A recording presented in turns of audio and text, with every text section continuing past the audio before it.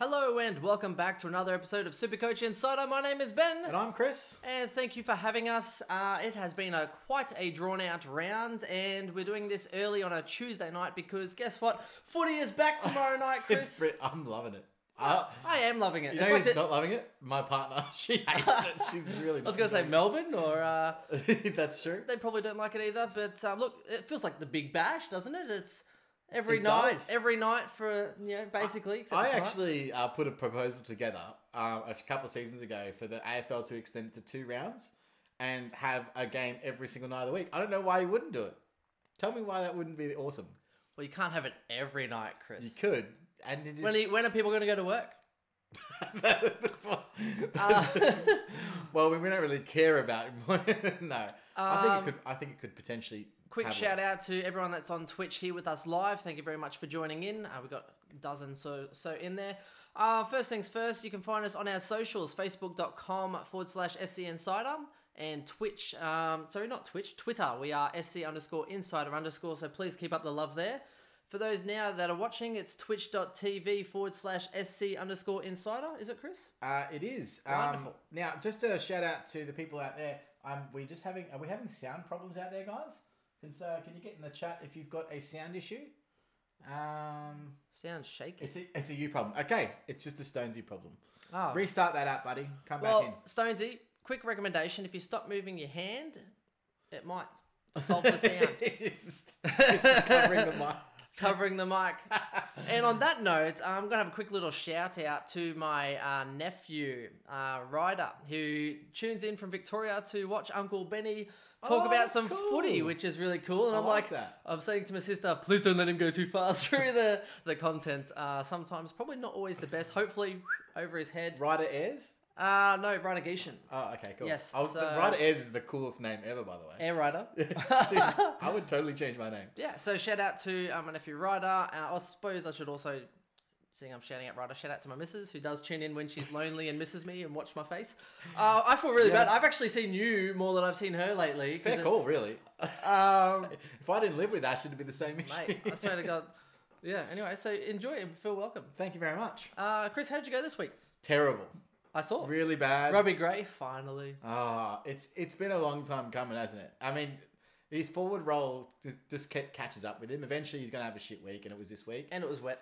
It was not a game for small forwards. He was in position to get front and center all the time, and with slippery balls, goes over the back more often than it goes front and center.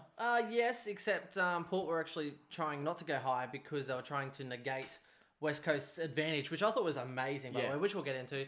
So how'd you go then, Chris? Tell me numbers. I know you want to keep it quiet. I actually know. Okay, so there's 2 things that really worked against me. That was the only real bad premium score I had. Yeah. I think I lost massively on Rookie Lotto this week. Absolutely massive. So it is a lotto. I don't have Petroselli. So a lot of people, this was a great week for loopholing because a lot of people kept Setterfield and then they could loophole Petroselli, which worked massively. So the 1 week that you could actually loophole him because you had the player to be able to do so, he goes massive for you. Come on, that was so bad. That was so good. It was literally the best thing ever. Hoare, of course, as well. So I traded Hoare, which really hurt me. Traded him after the first week, and now Neville Jeddah's out for 6 to 8 weeks. So it looks like Hoare's job security is freaking fantastic. After week 1, when I thought, oh well. Not even in after May goes down, after this, after that. And even then, if I had another option, I probably would have gone as well. I actually nearly went from him to Wilkie, which would have worked out just as well. Yeah. Fair enough. Wilkie was my best scoring defender rookie with 66 points. Ooh. And at least I had him on field. Although I did like Collins and everyone else sputting up. So that Collins was nice. again sputting. Yes. I didn't have Clark on field, but he was a spud. I didn't have Clark on field either. And then Dersma didn't really... He had 64. I'm waiting for Dersma. This could be the week, actually. Dersma could actually every week he looks like he's going to break out. Every week. The guy's on the edge. He will. He's like the kill. I'm on the edge of glory. Oh, yeah, that's... I was going for 30 Seconds to Mars. Right. Closer to the edge. No? But you were going with Lady Gaga, which I respect. 1 step closer to the edge. That's Linkin Park. But we could go... There's a lot of edge songs. We could go. We're so edgy. Oh, jeez.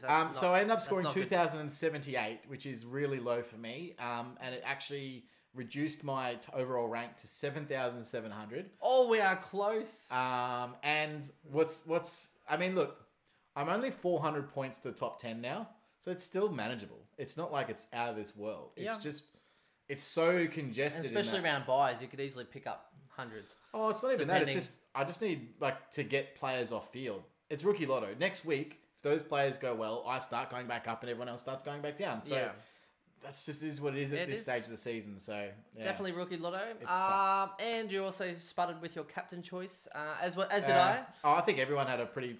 I only lost 13 points. I know, and which I was really fretting about. So Chris went McRae captain. I was talking to him because I actually had Cripps captain. I changed it to McRae just because I was beating Chris. Well, that was a good influencing factor because I'm like, if I make McRae, because if McRae went massive again, and I thought the Dogs would win. Little did I know. Thought the Dogs little did I know. So I thought McRae might go absolutely monster. So I was like, maybe I'll just in case, I'll go McRae. Hopefully he goes 150, and then that way, if Cripps does have a poor game, which it doesn't look like it's going to happen. So I end up scoring 21.99, even with McRae as my captain, ranked 8,000. So I'm just behind. Sitting okay. Like again, I had Petroselli on field because you'd be very close overall points. Yeah, close. Yeah. So I had Petroselli on field because I actually kept Setterfield. Yep. Parked him on the bench, got rid of Bolter, brought in O'Brien. Is that the only trade you made last week? No, you know the other trade, Chris. Oh, you went I stuffed the stack. Which I should have done. Well, here's the funny thing. Look, with the information that you had, no one could have predicted. He had a role change this week. I know. He was playing up around the ball on a wing. And he did really well. And on the half-forward flank. When he went forward, he was coming from outside 50 to Crumpacks inside. And they were trying to hit him on a big target, even though he's only a small target. Yeah. Well, for me, I probably should have got rid of Scott, but I wanted to sit on it for a while. And I wasn't sure how I felt about Stack. And it got to the point where I was like, you know what, I might just have to do this. I was like, you know what, I'm going to bite the bullet. Normally I kind of just sit and wait, but I was like, Easter weekend, I was like, you know what, I need to do something. I feel like if I go Stack, then I could, I thought his security was a bit better, even though I think, but you got Lang and stuff maybe coming back in. It looks like they really value him after this game. He's, you look at Gibbons will be in for a while, but at that point in time, I'm like, okay, there's a 27 in his cycle. Yes, he can still make me a few more K. I think he's only predicted to go up 10K. Little did I know. So I was like, okay, I could probably deal with maybe not making 30K or 40K or waiting. He looked like he was about to be topped out. Or 200K, right? Or waiting to get to 200K. So I thought maybe I'll just go it. I was like, you know what, stuff. I'm just gonna take the risk. And when Stack got 80, I put him on field. Not even loopholed. I already loopholed. Well, you had to because you would tried have to loophole Butters, right? Scott or whatever. So I had Butters on. So I was like, right. Because I had Constable on the field. So I was like, right. So literally bang, straight up Stack on field over Atkins. I was like, let's go. Like, cross my fingers. He gets 80. He gets 80. So I'm like sitting there fist pumping. Yes, boys. Jersey Shore, like. Oh, literally the most cocky guy you've ever met. I was like, Stack gets 80. Good cash. Stuff Gibbons. He's a spud. Made some good cash. Got 80 points on field over Atkins. I'm loving life. Next minute, I'm watching the Carlton game. And Gibbons, I was like, he starts off on fire. He's on like 50 or whatever at halftime. And I was like, surely not. Like, surely he's done this before. Surely it's going down. Surely the flash in the pan. 4 free kicks later, he'll be on 32. And then he just kept going. And I'm sitting there, and then I look at 100. Now he's got like a negative 49 break even. Yeah. You can still trade down to him, really. Well, I could probably actually sideways Scott to him. Don't do that. I could sideways Scott to him and make another 70K, but no, I wouldn't do that. Anyway, look, it's again You probably wouldn't have played Gibbons on field anyway, which is what I No, I wouldn't. I did see the odd person take a punt because they traded out Butters and they put Gibbons on field. Oh. And I was like, either you're a genius, or that's just the luckiest thing that I've ever seen. But even then, I guess you're only making, what did he make? 30 points more. Nah, it ended up being 40. Gibbons over. Not Atkins. Atkins. I meant you traded out Butters, so you would have had Butters on field. Yeah. Well, I didn't. I kept Butters on field, Butters on bread. No, I kept Butters as well. But I had to put on Atkins for Constable. Right. Yeah. Yeah. Fair call. Yeah. So that's Anyway, let's get into it. The only trade I made last week was I went Setterfield to O'Brien. We've got a nice 90 that sat on my pine and looked at me auspiciously. Oh, he's going to make some good cash. He's going to make great cash, but I'll tell you what, I'd love to have a rookie scoring that at his price that I could put on the field. Yeah. Because that seems to be my biggest issue right now, is my rookies aren't firing. Especially in the forward line. Defense, I'm okay with. There's quite a few there, but the forward line... And the ones coming up, so we'll get into this Bubble Boys, which is next on our list after we go through how our leagues have been going. There's no forwards, there's no defenders, there's just midfielders. There's a couple of forwards, but not really anyone that we'd recommend at this point. If there's someone, yeah, exactly. No one's noticed them. No one's, maybe. Yeah. We've got something to talk about. Now, we'll get into that, but shout out to all the guys on Twitch. And have you seen, by the way, that little Stonesy there's got a little SuperCoach Insider logo next to his... yes. Very nice. And same with Ando, So Black Knight. Thank you very much. We also, so those are our subscribers. We also had another subscriber that happened after our podcast last week, who put their Twitch Prime subscription to us. So if you don't know, if you do have Twitch Prime, you get a free sub, and you can allocate that to anyone you like. Put our hand up if you'd like to do that. So that was Centre Half Couch. Centre Half Couch. So nice. Thanks. Shout out to our subs. Pretty cool little way to support the pod, and we now have custom emotes. So we can get hashtag blessed in the chat. Yes, which is pretty cool. So if you do want to join us, feel free to. On our Twitch link, it's pretty easy to subscribe. You can follow the prompts. So tell us about our leagues, because I think that we've had a lot of people in our leagues that are going better than us directly. Yes, there are. Which is great. Also, quick shout out to Christian, who I believe scored 5th or 7th or something overall for the week. I know Christian had a massive round. Christian's in our insider draft, and he's also in our keeper league. He's in our keeper league because he's the one that gave me Sammy Walsh. Thank you, Christian. The payback recharged. Pretty much. League rankings. So our insider 003 is ranked 122. We look at I know our Div 1 is ranked 37, which is pretty good. So we are the 37th ranked league there, and then it all sort of fizzles away a little bit. So we're sitting a few round like 104, 120. I think there's a 79 and that kind of thing. I'm probably just Div 1's the main one, I think. I'm probably dragging us down, guys. So sorry about that. Now I'll just a quick shout out to the guys here. So Ben Carroll's got a question which we'll cover in our Bubble Boys and trade targets. He said, thoughts on Billings in for Darling. Having Darling, that's ouch town for you this week. Yes. I think he's down to about 405k based on memory. Excellent. He's the only guy I can afford. And he's also asked about captains. So captains will be covered this week. And Ando has said that he's already going Neil into Cripps, which is always a good choice. So there's definitely some good options out there. So let's get into the Bubble Boys, because it's pretty simple to get through this week. Yes. There isn't that many that would be taken notice. The big one, of course, with the announcement today that Trent Cotchin's going to miss a few more weeks than it was initially outlaid. He had a setback in his recovery. Yeah, at least a couple more weeks, plus then possibly longer. Yeah. Which that gives you enough confidence for a couple of rounds, so that you're looking at least, 2 price hikes, maybe 3. Yeah, and well, here's the way I look at more. it. What you're looking at for Jack Ross in that time is, for most people, I'd say you'd probably want him on field because he's scoring decent. So round 1 he had an 87, round 2 he had a 57, I think. Slowed down a little bit in the second half. However, it's probably good. He's the sort of player that I think is not going to really go too much under that. I think he's probably going to average you maybe 60 to 70, which is good enough for a on-field mid-rookie. So someone, if you downloaded Butters to him, or if you downgraded a rookie to him somewhere along the line, he is good enough that you could probably have him on your field and not worry too much, which is pretty good. Obviously, the issue is who do you downgrade from to? That is the issue. So everyone's sort of a little bit, a lot of people already went down to stack. So if you've already done that Butters trade-off, you've already downgraded that first option, you might not even have a midfield option to downgrade to. Now, keeping that in mind, there are 2 other mids that are coming up next week that'll be on the bubble that I think a lot of people want to have. Yeah, but then again, Haitley is more expensive. And here's the issue. And that's the issue. You could save yourself like 35k or whatever it is by going Ross this week. Agreed. Which is basically going to be half the pay on the first jump. So that's why I would consider it this week. So out of the 2, Will Hayes is the other one. Will Hayes and Ross are both 117k. So if you're going to go to one of those guys, and Will Hayes scored a 70 on the week, he looked like he played really well. Good with ball in hand, hard at the ball, everything you want from a SuperCoach player. I think he's got fairly decent job security, even though it was his first game. He's played really well. I'd probably have more faith in Jack Ross with the knowledge that Cochin's going to be out for another X amount of weeks. Yeah. And he's old, possibly longer. Plus, you guaranteed teams will come out tomorrow, but you're pretty much guaranteed that he's going to be playing over those next few weeks. He's already playing this week. There's Game tomorrow night. That's right, they announced, so he's already named. Yeah. For Richmond, you're only looking at Rewalt coming in. Okay, fantastic. And it was... So... whoever...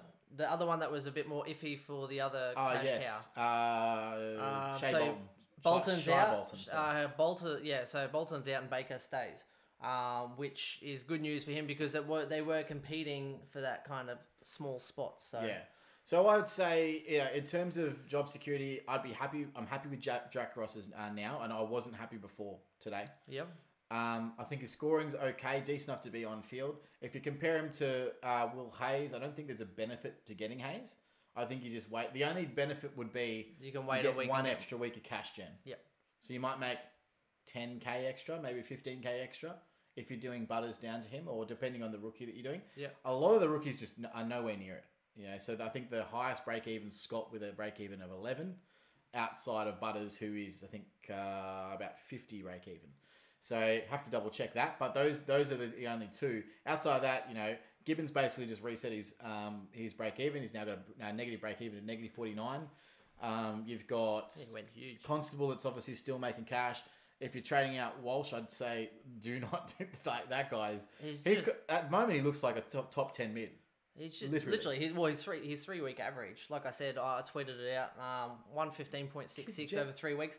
Absolute freak. You know what I love about him? Like, there's not one just part of his game that I don't love, but he's a mark and kick type player as well. So he's got that inside outside silky smooth, but he also will just take a nice little hit up mark and turn and kick on the 45 like a rock lift and just hit someone. I know, but that's stupid. That's really important for SuperCoach scoring because it just means that he can keep turning keep numbers on.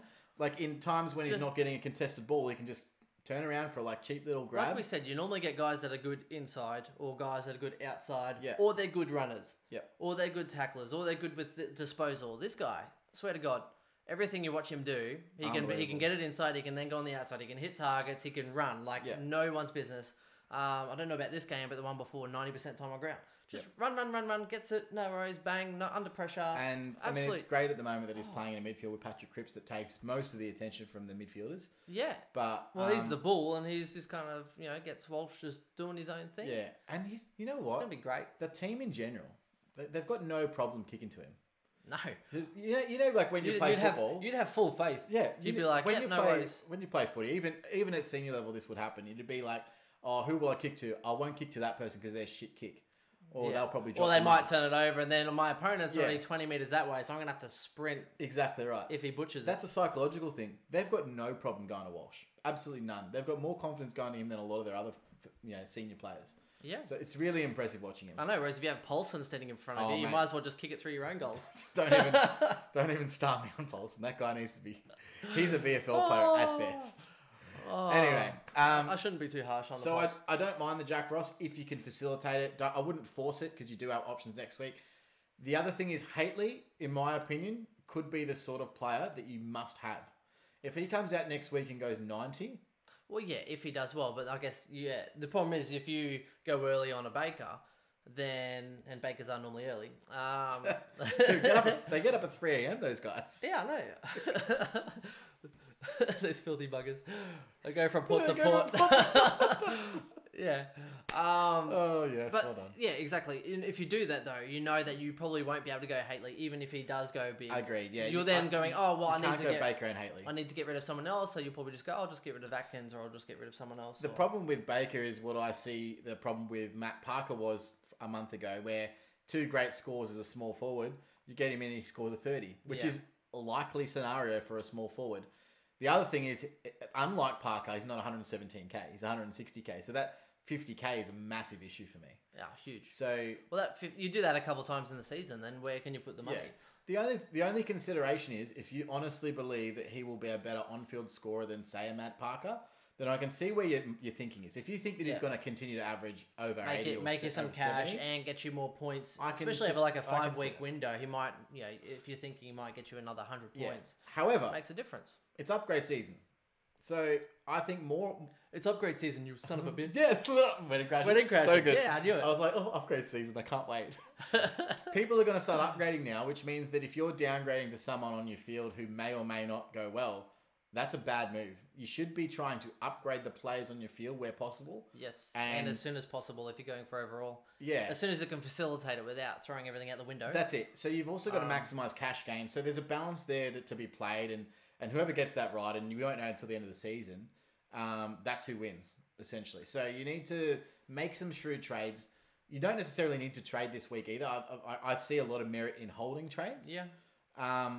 However, there's a couple that I'm looking at that could. But so Jack Ross, I think, tick. If you're looking at going to him, I think that's a decent trade. Liam Baker, I think I wouldn't do it, but I could see merit in doing it. What's your opinion? Well, he's such a difficult price, Chris. He's a difficult price point, isn't he? Be honest though, how much do you think Baker will rise? I don't know, but he must have some. Maybe he's got some self-raising flour in his bag. Oh, Chris, my joke was bad. You can't add to that. You can't add to a bad joke. No, you can. I can make it but worse. yeah, for me, That's what I do. Yeah, for me, it's Ross. If you can make a change and go now, Ross. Like if you didn't do Butters already, you could go Butters into Ross Sure. and then upgrade elsewhere. If only if it facilitates it. So if you end up short, then you might as well just keep your money and then wait. Yep. So Jaden Short's not playing, bro. No, he's not. I know. Anyway, the other one, of course, as we mentioned earlier, Shai Bolton has been dropped. So he looks unlikely as a downgrade target. He's also about 148k. Yep.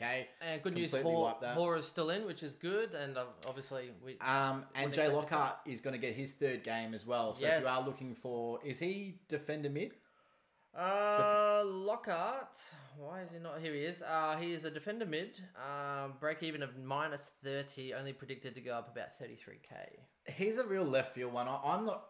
Here's the issue with Lockhart is that he's a small forward, but he's obviously on your field as a defender mid. But he's playing a small forward role, which means he's going to have those real bad games. Yeah, averaging 44.5. So he could spike a game. I don't think he's a terrible player. I think he actually adds a lot to their mix because they lack forward pressure. Yep. And we said in the preseason pod in Melbourne that they went out to try and recruit these forward pressure players. Yeah, and well, you watched the game. There was no forward pressure at all. The minute the ball hit in, it was like all of the Saints would rush back. The ball would come down. All the tall timber at Melbourne and just kind of like, and then the ball would just go boom. Either sides of the arcs. Yeah, just catch you later. They need to have a look themselves. Smashed them. The midfield is serviceable, and it's the only thing keeping them in games right now. But if you match it with Melbourne on the inside, and you can burn them on the outside, they're just cooked. They're so cooked. Both ends of the game, both ends of the field. So cooked. In defence and in attack are absolutely deplorable right now. They can't transition the ball. They're turning the ball over more than they ever have. They can't buy a win, but I'm waiting for them to turn it around. I think it could be tomorrow night. Don't. I tipped Sydney over Richmond. I tipped Sydney over Richmond. Such a Melbourne thing to do. My tipping's been so bad. I tipped Melbourne over Sydney over Richmond. I think everyone's tipping's been bad, bro. I haven't even checked my tipping this week. It's been horrible. Anyway, okay, so apart from that, Josh Rotham, if he gets named, is again on the bubble this week as he was last week. Still don't recommend. We did say we don't recommend him. Just because of job security. Yeah. Although the other consideration is if he plays 2 more games, well, he could I'd go rather up have him than 130k. Yeah, so. I'd rather have him than Lockhart just based on break even. Yeah. But I mean, at the end of the day, if you want someone on your bench that you could potentially use as a loophole and make cash long term, he's not He's not the worst option. He's not the worst. Then if you don't have a current because really he's going to play a couple more games, hopefully by the bye. Yeah, like he might play 2 or 3 games here, drop for a couple of weeks, 2 or 3 games here. Well, yeah, you only need him for a couple of games, so he could make you 130k. Yeah, so I can see the merit in selecting him, but I won't be, but I can see the merit in if you're desperate for a defensive downgrade, then that could be an option for you. I don't think there's anyone in defence that really is screaming out to be traded, like it's a Dyer. No. Unless you've got maybe Burgess. Yeah. But even then... Clark will be soon, though, I think, so... Yeah. Even he's due for a big game at some point. He just kind of chips away. Right. So O'Brien, Gibbons, don't trade these guys in if you didn't already. They're literally already up to... O'Brien's already gone to 217k. He's gone up 80. Huge. You're looking at Hoare is 194. So if you didn't have him, don't bring him in. It's why spend you need them to make you need them to make 200K on their starting price now, just to make 100. It makes no sense. So don't do it. Yeah, that's pretty much it. Cool. All right, let's get into the brief round review. We're going to just go through, pick out a few scores, and we're not going to burn through them, but we're just going to pick out things that we noticed. Yeah, just a couple of things. We can't ramble on quite as much because I still have to upload this to all of our audio platforms and get an assignment done for tomorrow. So just a few hours work for you, mate. Yeah, pretty much. I'm just really proud of you because I wouldn't have the motivation, mate. So running on fumes, but I still wanted to come in and get this and do this and still connect. Well, and still connect with our followers and that's why the community loves you, bro. Because you're always helping out the community. You're too kind. I usually just try and put some little jives and little comments out there sometimes. You jive. Although I did really like my Tim Kelly Twitter post about his stocks going up, and this guy flicked this and just keeps on going up. Yeah. That was good, and we will talk about. So as we go through, we're going to talk about some trade targets that you might want to look at. Yes. And then we'll wrap up the pod with some captain selections, and that's it. And follow up with some Twitch questions. With the Twitchies, so see who's there. First game, I don't want to talk about. Chris was really excited. Chris with his half kit wanker. Didn't quite go all full out. Unfortunately, yes, and we can explain what happened. Well, you can explain. Well, look, and I'm just a few people are dirty, Chris. I would be too. I was dirty. And for anyone that actually watched our Facebook Live, I was like, "Why are you Facebook living in a pub with like 1,000 people?" Oh yeah, so and you could see me. I wasn't impressed, and I was like, literally, I do not want to be like one of those Instagram people. I love talking to you guys, and this is a closed environment. It's a safe environment, right? But I don't want to be in the pub being like, hey, yeah, so anyway, this is our sauce, welcome to... I'm like, nah. I was like, Chris... It was definitely like that, Chris, but that's okay. Get me out of the photo. So, a little bit... So, what happened was, I had I set off in the morning, and I put all my gear, so my footy shorts, boots, socks, everything in the car. And my partner was going to pick us up and then take us to the Gabba and then drive home. Yeah, and then... Well, at around 4 o'clock, without me thinking, I've already started hitting the beers. We went to our office is next door to a brewery, a microbrewery called Bacchus. I don't know if you know anyone in Brisbane knows where Bacchus is, but that's where our head office is. So we were like on the schooners at about 3:30, 4 o'clock, and Ash calls me about 4:30. She was picking us up at 5, and she's like, "Oh, do you mind if I drink tonight?" I'm like, "No, I'll go for it. Like, I'm okay with that." She wants to have a couple of bevies. She's like, "Oh, I'll get an Uber to where you are, and then we'll get an Uber together into the Gabba," which was fine at the time. Didn't think anything of it.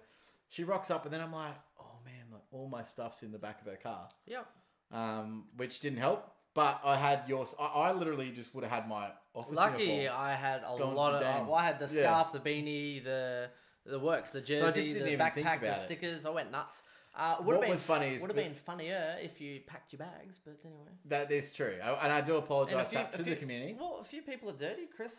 I feel like you need to get full kit on again. I'm happy with and go try and kick some snags under video. I reckon. What was funny? Well, the funniest part was that because I was so out there supporter, like the stickers were all over me, all over my face. How was it, by the way? Because I was in the member section. Well, so. Literally, like every 5 minutes, Ash would take the opportunity to rip another sticker off, and it was just like hurting me. Was it like 40-year-old? Was it like 40-year-old virgin? That, except it wasn't nearly as bad as that. No, any of the nipples? That was live, by the way. When they filmed that, he did that all live. And they've got the outtakes of that, yeah. They're all and it wasn't a beautician. I was wondering where you're going with this. It wasn't actually a beautician, a qualified person waxing them. It was just some actress. And yeah, literally, you're meant to like put Vaso and stuff on your nipples. She's just going straight over it. They're all laughing, by the way. They it's are. So good. If you watch that movie again, 40-year-old virgin. Watch the guys in the room that are trying not to laugh as it's happening too. Or just YouTube the clip. But yeah, it's great. That's why he's like, what's going on here? Yeah. Anyway, so yeah, that's what happened, unfortunately. And but walking around the stadium, especially pre and during the match, everyone was just confused. But before the match, the amount of Collingwood supporters that walk past just saying, F the Lions, F the Lions. And I'm just like, yeah, you're right. F the Lions. And they're like, I don't get it. Yeah. And I was like, oh. They're trying to heckle you, but really, you're... Yeah. And then, like, you know, during the game, you know, we're kicking goals and I'm getting up and going, yo, beauty. and everyone's just like, who's the guy in the Brisbane supporter that's cheering a... Yeah.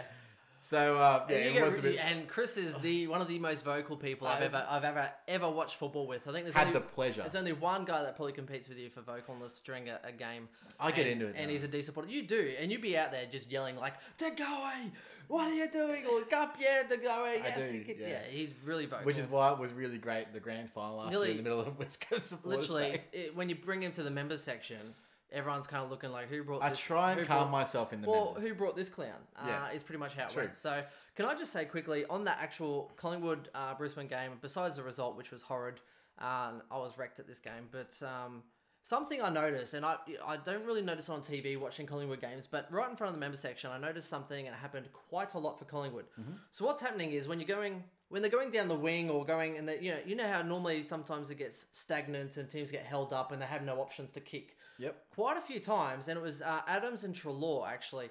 They'd have the person that was back here on the wing. They'd kind of push back and create a little bit of space, and then they had Treloar and Adams actually ran from towards the middle of the ground in a direct line towards the wing, and then went and got the mark. Yep. And it's this pattern where they literally run parallel, so they hold back. There's a bit of space here. There's no option. And then all of a sudden, they just run this parallel line. It's game plan. Peel off, bang, straight to the wing. A lot of clubs do that. He holds his position, and he just gets this mark here, and then they just keep moving it on. It's ball movement, but it's key. And but just the pattern they were running, literally, they were just here, and they just went bang straight towards the boundary line. And even better than that, I don't know, you probably noticed this as well. But when that did happen, and a player went with them, often that left the other player in the center of the pitch unattended. Treloar, the amount of times Treloar had an uncontested mark in the centre square with no one on him for 20 metres, and he kicked like I've never seen him kick. He was hitting every target. Amazingly impressed. What a game. But he was playing directly on Lachie Neale and absolutely destroyed him around the ground. He's probably like, if I get the ball first, then he can't really have it. Yeah, and that's the thing, hey. They beat him up around the clearances. Yeah. They beat him up with the ground ball gets. It was a bit of a whitewash, to be fair. Yeah, it was like going literally to a bodybuilder's house and expecting to get some food when all you get are crumbs. Yeah. Now, I like it. That's it. Lachie Neale's like, "Where's my ball?" And they're like, "Already got the ball." Pretty much. And we're kicking 10 goals on you. Now, I wouldn't be looking at Treloar as a direct trading target, but I've always thought that he could be a top 10 mid this year. Well, he was top 10 last year. Yeah. Now, he's bottomed out in price in terms of what he's at. So he's lost 32k. He now has a break even of 93, so he's likely to go back up this week. And he's at 560k. So he's lost a bit of cash. Yeah. If you're looking for a mid around that price, you've got probably him, or if you want to spend a little bit more, I think Merritt is probably the other one that's really in hot form right now. Probably just, Oliver or Fife, I think will be dropping like flies soon. Oliver as well, if you don't have Oliver. Has to be cheap. Only averaging 100. And Canelio is the other one. So there's quite a few mids. If you're looking for a mid upgrade, and I don't think a lot of people are. I think people are trying to shore up their defence and forwards first. But if you're looking for a mid upgrade, I can see that as an option. The other one is, as I just mentioned, defensive upgrade. Jack Crisp has bottomed out as well after he had that terrible 2070 system. So he came back with a 116 this week. Now has a break even of 83, and he's dropped 55k and he's down to 464. Ooh. I do think that he will be a top 10 defender this year. He might just be on the edge. He's not going to be a top end premium, but if you're looking around that price, I don't think there's much else around that price that you're going to be pretty much a sure thing to get a top 10 defender. So I wouldn't mind that trade, and I've looked at that myself this week. But again, your defensive rookies, they're holding up. They've got low break evens. The only probably one that might be worth moving on is someone like a Sam Collins, who's probably made enough money, and is worth 300k. He can still go a bit more, but the problem that next week he turns over an 80. Well, yeah, he went 80 odds, and then comes out with at least it wasn't as bad as his 27 or whatever it was. No, and we'll get into that in the round review. But again, similar thing happened in that game to what happened with him against the Saints. And I'll touch on that. So just quietly, Elliot Yeo is down to a flat 511,000. And I do think that he's one that can turn around. The issue is this week they've got the Cats, and I'm quite confident he'll go head-to-head with Danger, and I think he'll probably be playing fullback again like he did last year. Oh, that'd be interesting. So I wouldn't be touching Yeo this week if you're looking at it, because I do think they go head-to-head Yeo versus Danger, and then Hutchings goes to Kelly, and I think that's what they'll run with. Which means that Gaff will get off the chain, or a Selwood or a Duncan will get off the chain. Oh, geez, Selwood's down to 465,000. What a bargain! Anyway, we'll move on to the next game. I think look at the bargains. Yeah, let's move on. There's some bargains. Now, Speaking of merit, Essendon and North. I'll tell you what, North want to have a good hard look at themselves. Well, and Dave Swizz. Trash. Dave Swizz was sitting there, I think, near the members, and I think they asked the question, like, well, are you pushing for premiership? Are you rebuilding? Like, what does your team stand for? What's your game plan? And everyone's sitting there We going, made the comment pre-season. what is the game plan? What is the, We made the comment pre-season. It's basically Brisbane 08 all over again. Just edge of the 8. Went out and they got, spent all their draft picks and got Fev. Yeah. Next year, we did okay. Well, did okay, but for a year and then went bang, and then completely ruined the club for the next. They're still recovering from that. Yeah, I think last year they did better than they were expecting. So maybe we can do a quick little back in and pull a Hawthorn. Except and the problem is I think they had some of these tough guys in the middle, like grit and the perseverance and the nastiness. So they were just I don't know if it's the people they brought in, but Hall.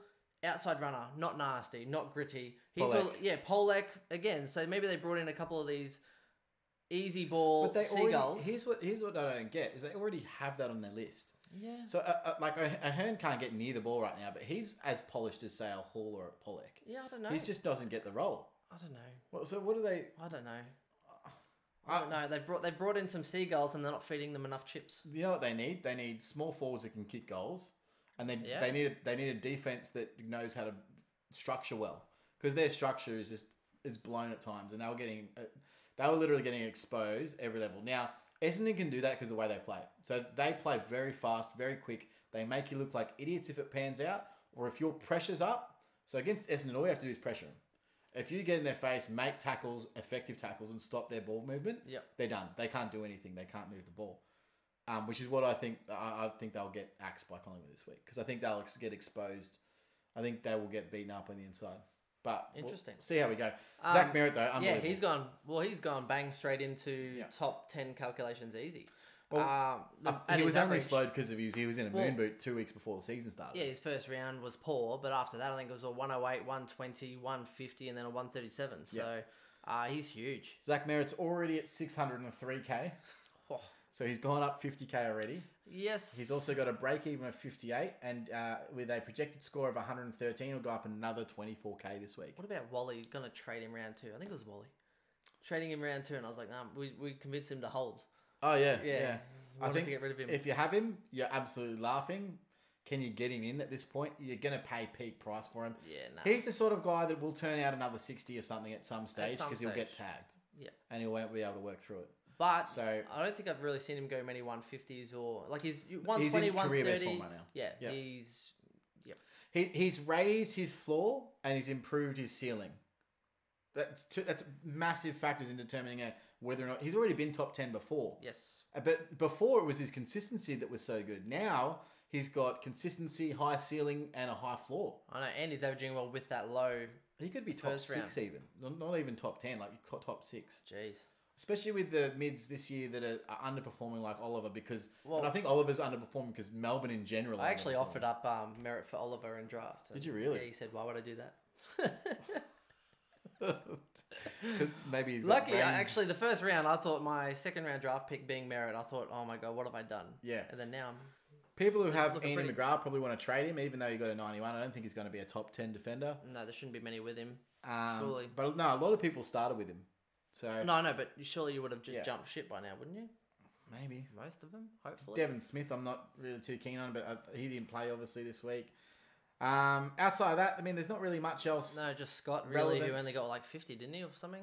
Scott, there he is, 41. Ooh. Oh, yep. Yeah, I knew it was pretty bad. Yeah, exactly. And look, again, that classic North Melbourne, no one is SuperCoach relevant on their team. No. Because they're just... you know how you want to like build some excitement around your club? Get some guys that are SuperCoach relevant. Yeah. Or at least fantasy relevant. Get people talking about your club and the players in your club. Whereas at the moment, get the club excited. Goldie was the only guy people got excited about.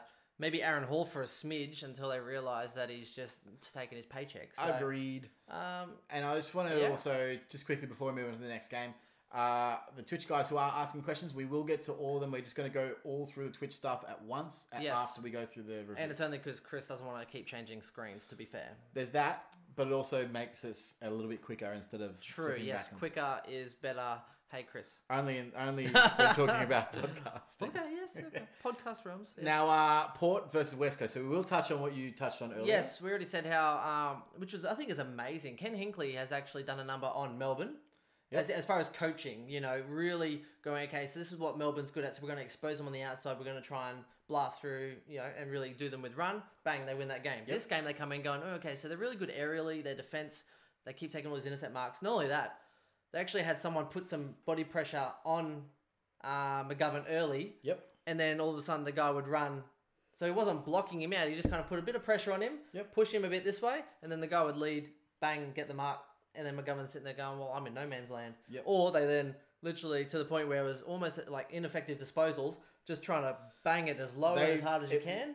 Yeah. So that way they this is a report that hit a few different talk shows, and I'm hazard a guess. I didn't watch on the couch last night. They probably had a run of it as well. But the way that they were entering the 450 looked by design. And what I mean by that is, they were going to the floor. Yeah. Ground balls, if they couldn't hit there, they're going shorter. So that there was no intercept marking, because that is their massive strength. The Eagles' big strength is their intercept marking. And if they intercept mark, the ball's just going straight back out. So if you bring it rebound. if you bring it at the feet, then all of a sudden they then have to try and contest, and you can tackle and keep it in there. And they can concede stoppage goals. So that was the idea, and it bloody worked. So fantastic to them.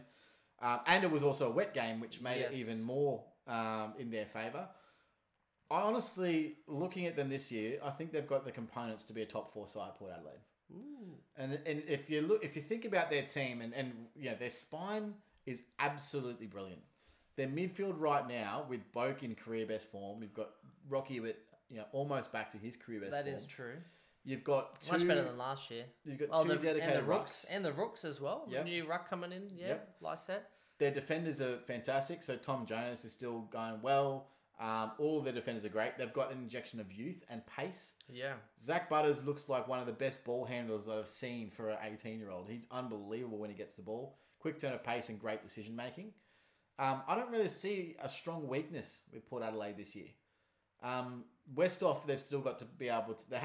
He hasn't really even kicked off the ground. No, I think he started to get up on the wing a little more, which Marshall helps that. I'm with you, and I guess realistically, Jack Watts is probably out for a while, so they could make top 2. He's more of a deterrence. Yeah, you're right. Look, on the Supercoach side of things, Willem Drew hits a 105, which is really great for cash gen, so you're not going to be dropping him for a while. The Ron Gray top scores. Yep. Did you ever see that go, oh, great. Oh, Ron Gray. Well, I mean, it's the role, and which annoys me. So he's playing a high half forward midfield role. Yes. And Robbie Gray's playing, this is literally, and I've watched Robbie Gray with a keen eye every week.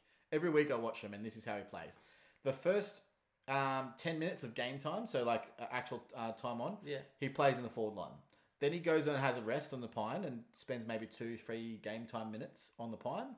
And then he goes onto the ball to close out the quarter.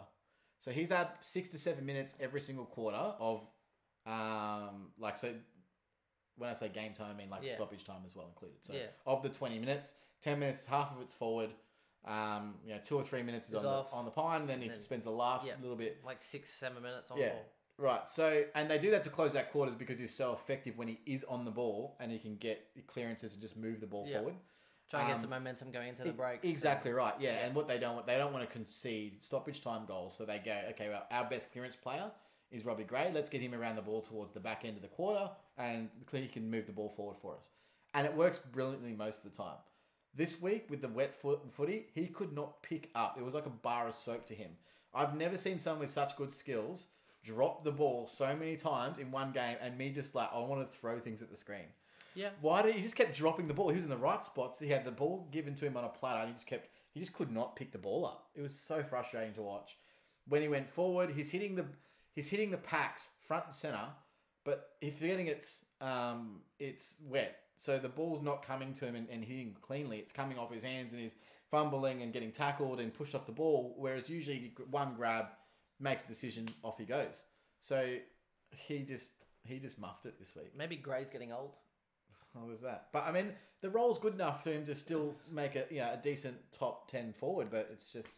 That was a subtle Gray joke for Chris. Yeah, I hope he doesn't love Gray. Which Hearn, though, again, pumping out another 120. Massive. Huge. He's one of the best defenders this year. And Kick-outs help, but again, he's just defying age. Well, for here's those what I that started thought. him... He averaged 100 last year, and I thought he's getting older. He probably averages 90, but with the kick-in, probably still averages 100. He's just saying... Well, I think he's given us the forks and going... Well, I think we both had him around our top 5 or 6, didn't we? I had him top 5. Same here. But I think he's going to average 110 now. He's gone that well. Jeez. Because last year he averaged 100, and then the kick-out rule comes in, and he's getting way more... He's obviously playing on every single time. I'd love to be the defense team out there. Some Supercoach side would have gone guns and rookies, and they'd be laughing out because defense rookies are amazing. They could have gone literally Lloyd, Whitfield, and Hearn, and just be sitting there just like raking. Well, we had, pre-season it was great to have all this real deep defense. It looked fantastic, but then everywhere across the field suffered. So yes. Anyway, I think those who started Hearn, they're loving it. I don't think many people started Hearn, Lloyd, and Whitfield. They probably started either Lloyd and Hearn or Whitfield and Hearn. Yeah, and they might have traded one in if they were lucky. Yeah, and that seems to be a good way to go. In terms of trade-in targets or trade-out targets, Dom Sheed's got to go. Yeah, you said it. We mentioned it. Everyone's early. like, "Oh no, but he did well in the JLT when Gaff was playing as well." But we mentioned that all of their midfielders won reduced minutes except for Dom Sheed. He was the only one that was getting full game time. The issue is that he's playing a lot more forward. You must be really happy, Chris. You must be just like, yeah. He's told not, you so. Well, he's just not. He's not their best player. He's not their best midfield. Yeah, Rocky for sure. Their three best midfielders are Shuey, Gaff, and Yo. They are. They just are. They're streaks ahead of him. So at this point in time, who are the best picks between that, let's say, Liberatore and Brad Crouch Price? Top 2. Libba 1, Rocky 2. Yep, correct. I agree. So, I mean, Libba's already 500k. And then Brody Smith possibly coming in as third, based on his position. Based on his week this week as well. Yeah, correct. But I tell you what, I still would have preferred as I said, my option was Brody Smith or Libba. If I had the choice, I would have gone Libba. But yes, I did have the choice, but I chose wrong. Anyway, Yo, we mentioned probably not a good round to get him in, but keep an eye on, add him to your watch list. He's dropped 73k down to 511. He's got a break even of 97. He may hit that, he may not. But it's at a level where even if he goes up, it's not going to be too much. He's not going to get a 150 this week. But it could in the coming weeks, as Gaff has. Gaff was a lot more outside in his first couple of games. I think once he gets a little bit more inside, allows Yo to go a little bit more outside, and Gaff starts getting more attention than Yo because he's getting all of the attention from the opposition mids at the moment. Yeah, and that's really impacting his score. So wait for that to turn, and once you see that positive change to his role, I think that he could be a really good. Yeah, exactly right. So keep an eye on it. Outside of that, Darling and Kennedy, keep an eye on them over the few weeks. I mean, Darling's dropping. I think he's 405k, so he's dropping. He's screwed, mate. I think he's got. He'll be 300k any minute. Yeah. 124 break even though. That's not that bad. 385k. He's dropped 86k, and he's got 124 break even. Jeez. And that'll be in his cycle for a couple of weeks. So you don't necessarily need to trade him. Even if you want to trade him in 4 weeks' time, if you're looking at that, he'll still be around about that same price. You could probably look at, and there's things that I've looked at, maybe a Darcy Moore one trade to a Jack Darling. The other one you could also do in the same boat is Justin Westhoff. So again, I'd probably wait. But we did see in what is Westhoff now? 392, so only slightly more expensive. He's dropped 157k and a break even of 112 this week. So there's two things that work for Westhoff's favour. So Kenny Inkley said with Marshall coming back into the side allows him to play more in the wing like he was in the first week, which was great. The other thing is Dixon's supposed to be coming back in the next couple of weeks. He'll probably come back through... No way. I thought he was still a while off. He'll come back through the Sandfall though, so I'd say it's still 2 to 3 weeks. That's fair. Plus it was a wet game, so not good for... Yeah, and it was a wet game as well. Anyway, so he still scored, I think it was a 67 or 70? Yeah, 67. In a wet game where his ability and his scoring comes mainly from contested intercept marking. Yeah, dry ball footy. Exactly right. Yep. So I wouldn't read too much into that. I think that he's a great trading target, and I'll be looking to add him hopefully over the next 4 to 5 weeks before the buys. I think because you can also add that flexibility. Yeah, pick up some points. Yeah. That's fair. You can sit him in F6, hopefully. And again, you want to see those scores change before you make that commitment. but just something to keep an eye on as we move into those next scores. So those two are bargain basement. One trader from Darcy Moore to. Does that mean that you want to have Robbie Gray, Boak, and Westhoff in your side? Potentially. Jesus. Sounds like a disaster. All different roles, though. Well, I don't think I can get Boak until the buys. So he's not on the table for me right now. He's too expensive. Boak, if you can get him, go for it. The guy's career best form. Doesn't look like he's changing anytime soon. He had a 95, which I think is one of his lowest scores of the season. And he was tagged. And he worked. And he's still got a lot of the ball. Tick, tick, tick. Yeah. If you can get him, he doesn't mind the attention. Next game? Giants versus Freo. Oh, this one was interesting. I'll tell you what, ruined everybody's tips. Well, that's probably the best. Don't bet on AFL this season, by the way. I haven't. No. Luckily, JLT once and was good. But if you are going to bet with Neds. I reckon that's who you should bet with. Fair call. Fair call, Chris. Maybe bias. Maybe bias.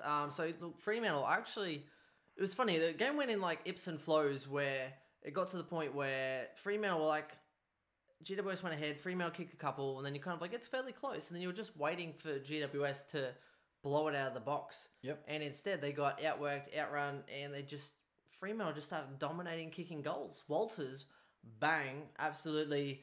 Not sure what quarter it was, probably third, fourth. He can turn it on. He just scored. What did he score in the end? 139. 139. Yeah. He wasn't doing that much, I don't think, in the first part. Like, did his role, did his job, but that second half, it literally just turned the game on ahead. And catch you later. I was so surprised. Catch you on. Walters is a trading target I don't love, but I tell you what, I love watching him play, and I loved having him last year. The issue with Walters is not his ability to score, because he can score, and we know this. We knew this going in. At the start of the season, I had him in my top 10 forwards in terms of average, but he can't play a full AFL season. Can't do it. So I wouldn't be breaking the bank to try and get him in. He's also gone up. His price now is so far above. His price is 513k. So he's gone up 36k with a break even 56. Not too bad. No, but not a bad target. You still get a Tim Kelly cheaper as well, 20k cheaper. There's other players that are going to average similar that are cheaper, that don't have the injury risk and bad buy. Yeah, and a bad buy. Interesting. So not for me. I was watching this game, and straight away, you're looking at DeBoer going to DeBoer. I always call him DeBoer. Let's call him DeBoer. It's like the Boeing 7. Yeah.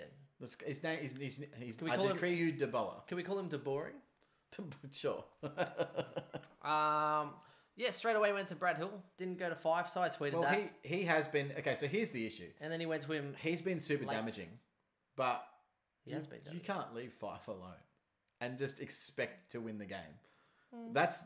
To think that you're overthinking things. Sometimes football is really simple. You've got the best player, one to a man, in the comp. Essentially, you've got him, Cripps, Danger. They're in a league of their own, right? You don't just not put any attention into them. What's funny is that when they did put attention into him, Fremantle blew them away. Yeah. Go figure. Well, I mean, Brad Hill definitely helps with their ball movement, which I do understand. An interesting one was Ed Langdon went head-to-head with Canelio and was just way more effective. Canelio got a lot of the ball, but he wasn't nearly the Canelio that we've seen this year.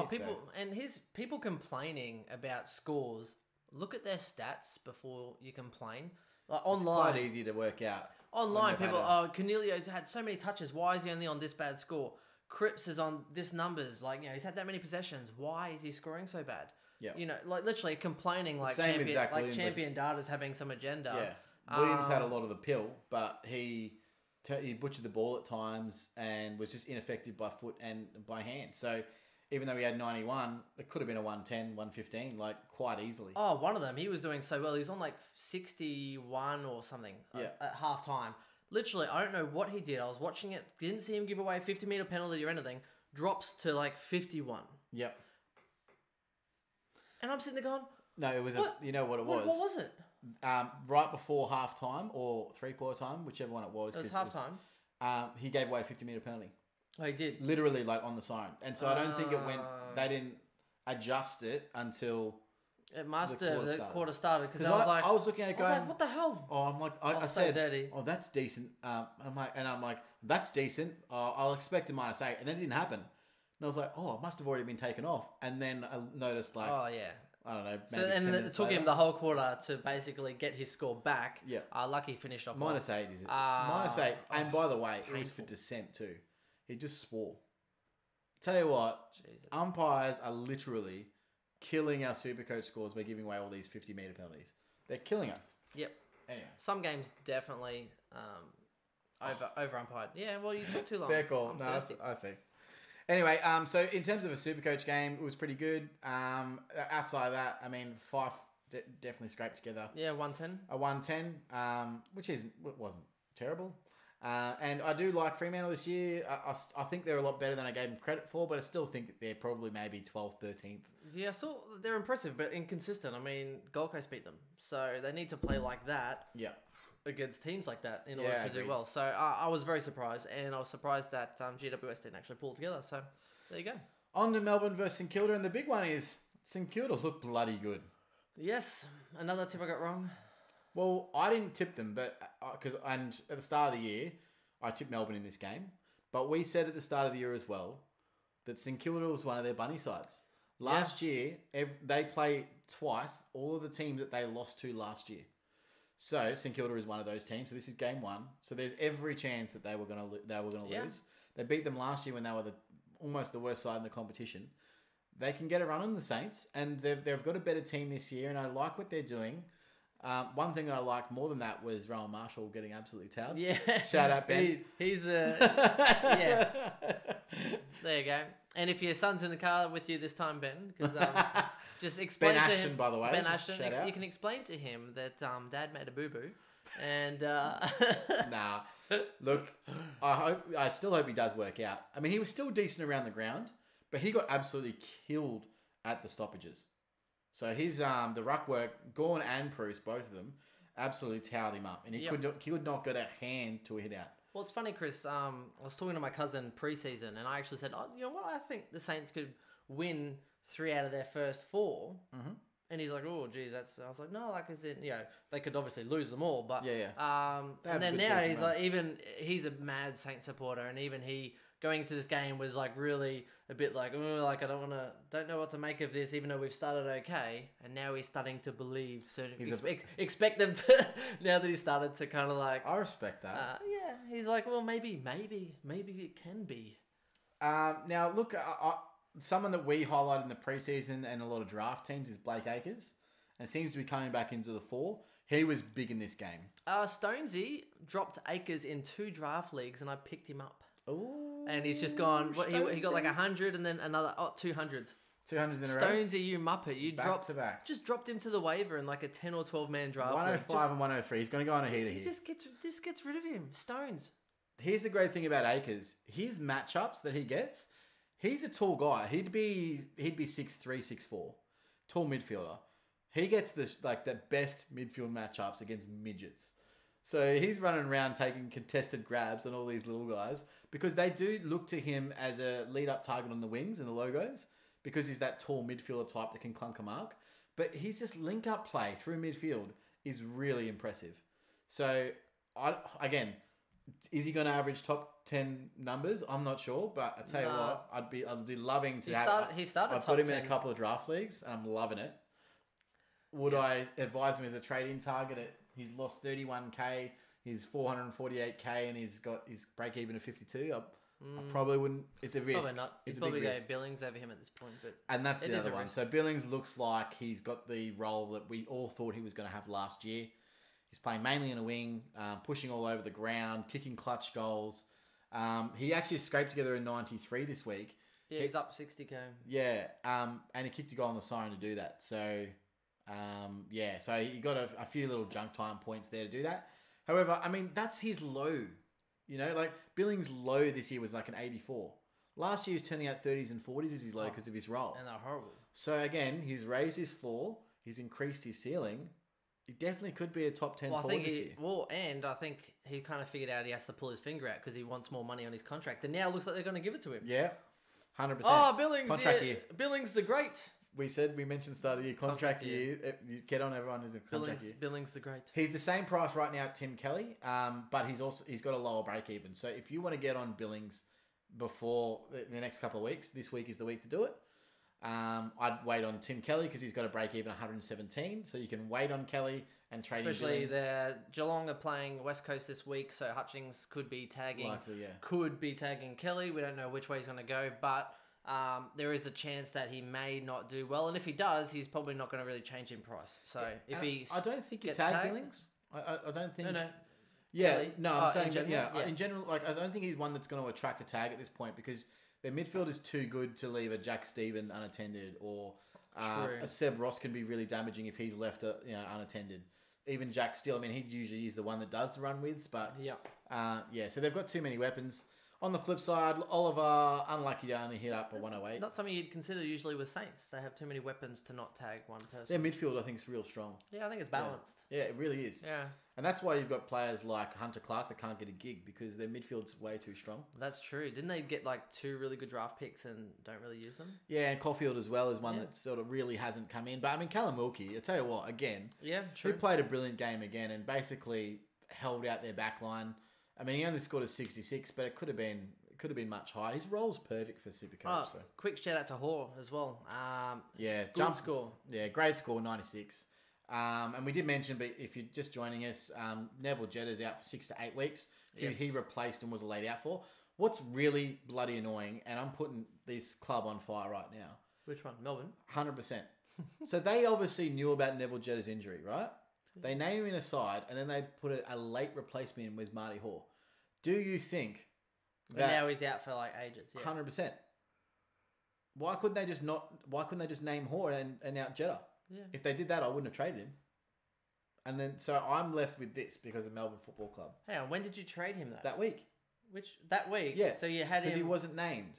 So you had him, you played 1 game, wasn't named for 2, and then you traded him on the 3rd. Yep.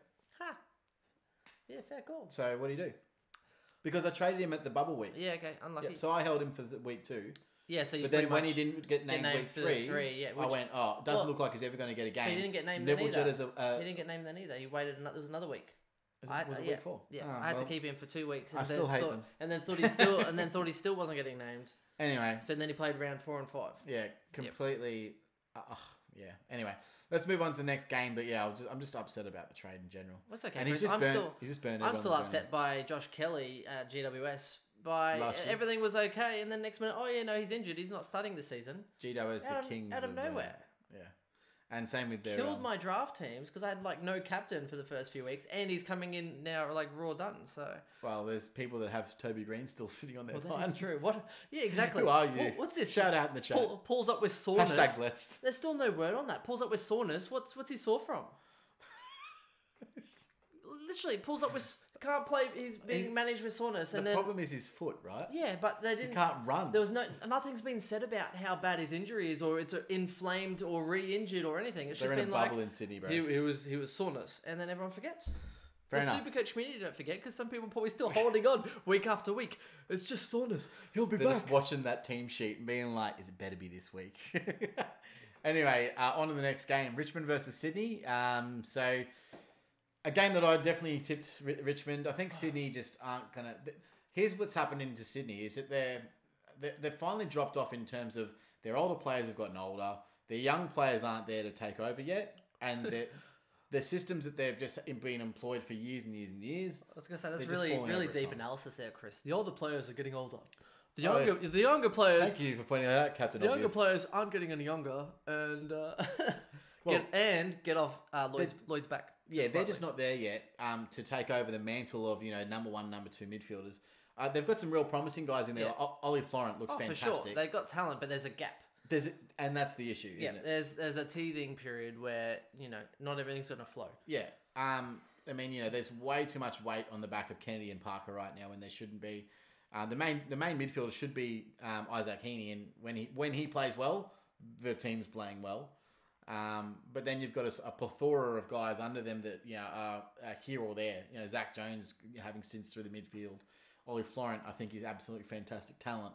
Harry Cunningham is sort of a role player on the outside, but can be damaging with by foot. So they do have they've got the pieces there. It's just not quite there. It's just not quite fitting with them. And I think up forward they really lack. So Franklin, I don't know. He just looks off the pace. He can't take a mark. can't hit up a lead. Oh, and dropping cash like no one's He had Grimes on the outside on the wing, dead to rights, and decided to kick instead of run. I've never... You know, the Cale Hooker thing? Yeah. Like where he's just running down the wing, has 5 bounces and kicks it from the pocket. He had Grimes, 5 meters. He was 5 meters away and wasn't confident enough to outrun him. And so just kicked the ball into inside 50 to no one. Which is un-Franklin-like. So he's definitely carrying something. Well, he's getting out-Franklined by, is it Ben McKay? Yeah. Who kicked probably one of the points of the season. Second to Bolter pre-season. Harry McKay? Yeah. Yeah, no. That was just literally the best passage of play. And then I was watching it and he had a bloody good game. Everything that went near him, we'll get into it. Single grabs, man. Where's he been? Developing. Must be.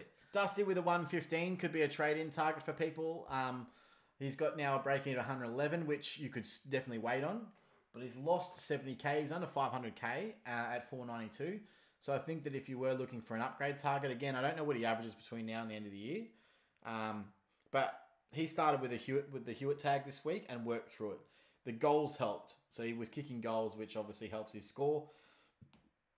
But you notice that last year, when he gets 25 possessions, kicks 3 goals, which is a pretty standard Dusty game, he's going to go anywhere from 110 to 160. And it just depends on his impact with those other disposals as to how good it is. So I don't see see Dusty as someone that you couldn't trade in. I think that he might be a viable trade-in target. I'd flag this. At what price would you trade in Dusty? Under 500. I mean, he could get to 450. I know. 450, you'd be tempted. Mate, at M8, Dusty. Mate, tempted. There's a lot worse trade-ins, that's for sure. So I know a few people, Fantasy Freako, I think, stood up and backed in Lloyd. A lot of people getting up Lloyd for getting cheap ball, but we said... Do you know Lloyd? That's what he does. But it's effective. It's the same role as it was last year, except maybe Sydney won more games last year, so everyone's like, oh, okay, that just makes sense. Whereas their backline look for him because he's a good user of the ball. Yeah. So it's part of their system. It's not... So people are getting up Lloyd because he's doing well in SuperCoach and like, oh, he's just doing well in SuperCoach and the team's doing crap. Like, get over yourself. Seriously, I put down here, I was like, well, Lloyd in the competition this year, first for effective disposals in the comp. Yeah. Third for meters gained, second for rebounds 50, but the unfortunate thing is he is 15th for turnovers. So he has turned over a few. Because a little bit like Caleb Daniel tries to pick off a little bit more than he can chew sometimes. The kick's fantastic. It's just not on because the time it takes to get there gets intercepted. Now, sometimes he also does do the bailout kick, which then gets turned over as well. And so like all teams, when the pressure's on and they need to win a game, they try and go straight up the middle. Yeah. So they get the ball into Lloyd's hands, and he tries to pick out a target in the middle of the ground to try and move the ball straight down the middle. And it's a Hail Mary, because if it works, you look like a god. And if it doesn't, then but you're like... But the chances are you're going straight to a defender. Yeah, hey guys, we need more defence here. Yeah. And then someone on Twitter then commented saying, oh, he's not even... Champion Data don't even rank him as the top 20 in general defenders. And I was like, yeah, but they also have like Eddie Betts as elite, but he's not a great SuperCoach option. You have Patrick Cripps, who's like rated average or above Player average. ratings mean like, well, especially not for SuperCoach and even fantasy in general. Like, yeah, they look great because they do all these different categories, but it doesn't equate to points. It doesn't equate to... The other thing I'll say for Lloyd, effect. just in his defence, before we move on to non-Lloyd things, is he works harder than anyone else in that defence. I'm not normally a big Lloyd supporter. No, but... And I'm like sitting there going like stuff you people.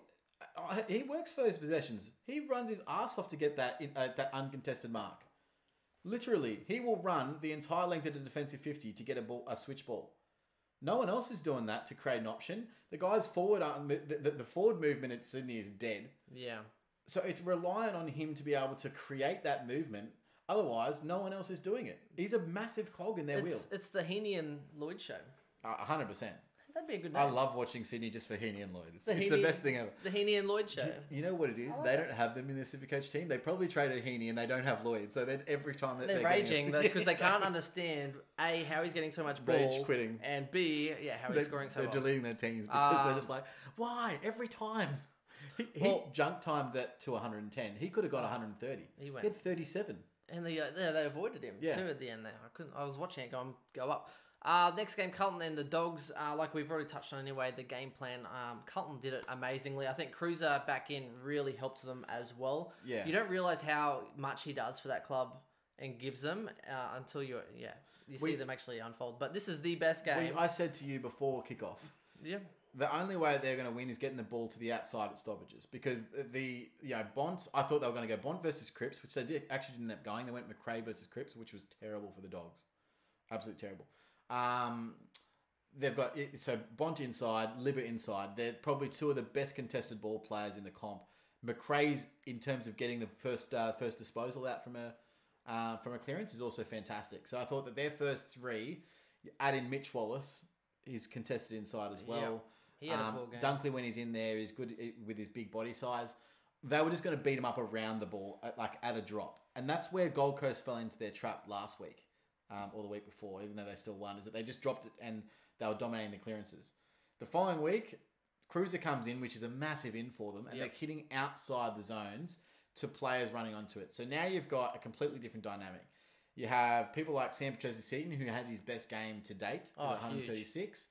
You had Sam Fisher on the outside as well. Paddy Dow running on the outside. Harry clunking everything. Well, that was ball movement based. Huge. And Sam Walsh. But so you have all these guys running on the outside. You've got Cruiser tapping 3 meters outside the contest, and they were just cleaning them up in the clearances. They couldn't touch the ball inside. No, and they just they probably actually should have put more damage on the scoreboard earlier. Yeah. Watching the end of that game though, I'm sitting there going, "Come on, kick another goal!" Literally, and the difference between Paddy Dow and Walsh was evident in the last few minutes. For anyone that watched this game, Paddy Dow gets a mark inside 50, could have actually kicked it and made it 100 points, whatever it was.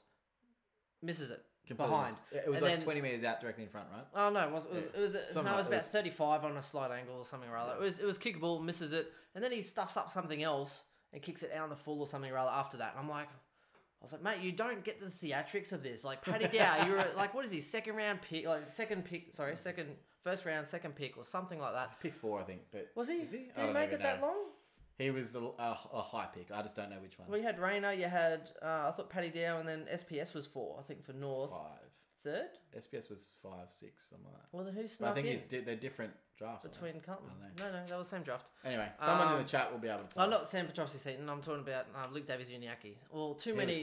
Paddy Dow was 3 then. Paddy Dow's 3. So, anyway, very, very interesting though. And Sam Walsh, bang, slots it through.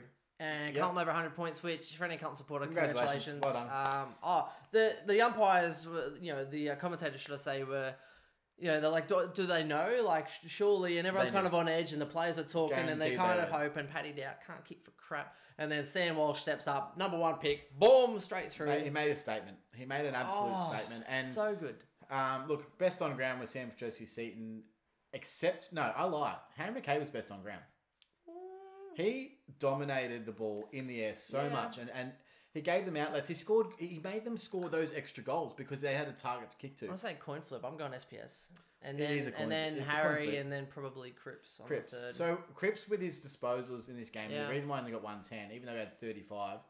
He had a lot more cheap ball as well. A lot of cheap ball in this game. Handballs backwards. He was actually going backwards as well. Handball backwards scores 1 point, I think. Yeah, effective he had backwards. A lot more cheap ball than I remember him. He only had 15 contested possessions, which for him is low. He usually hits 20 contested possessions like pretty much weekly. Like you can bank it in.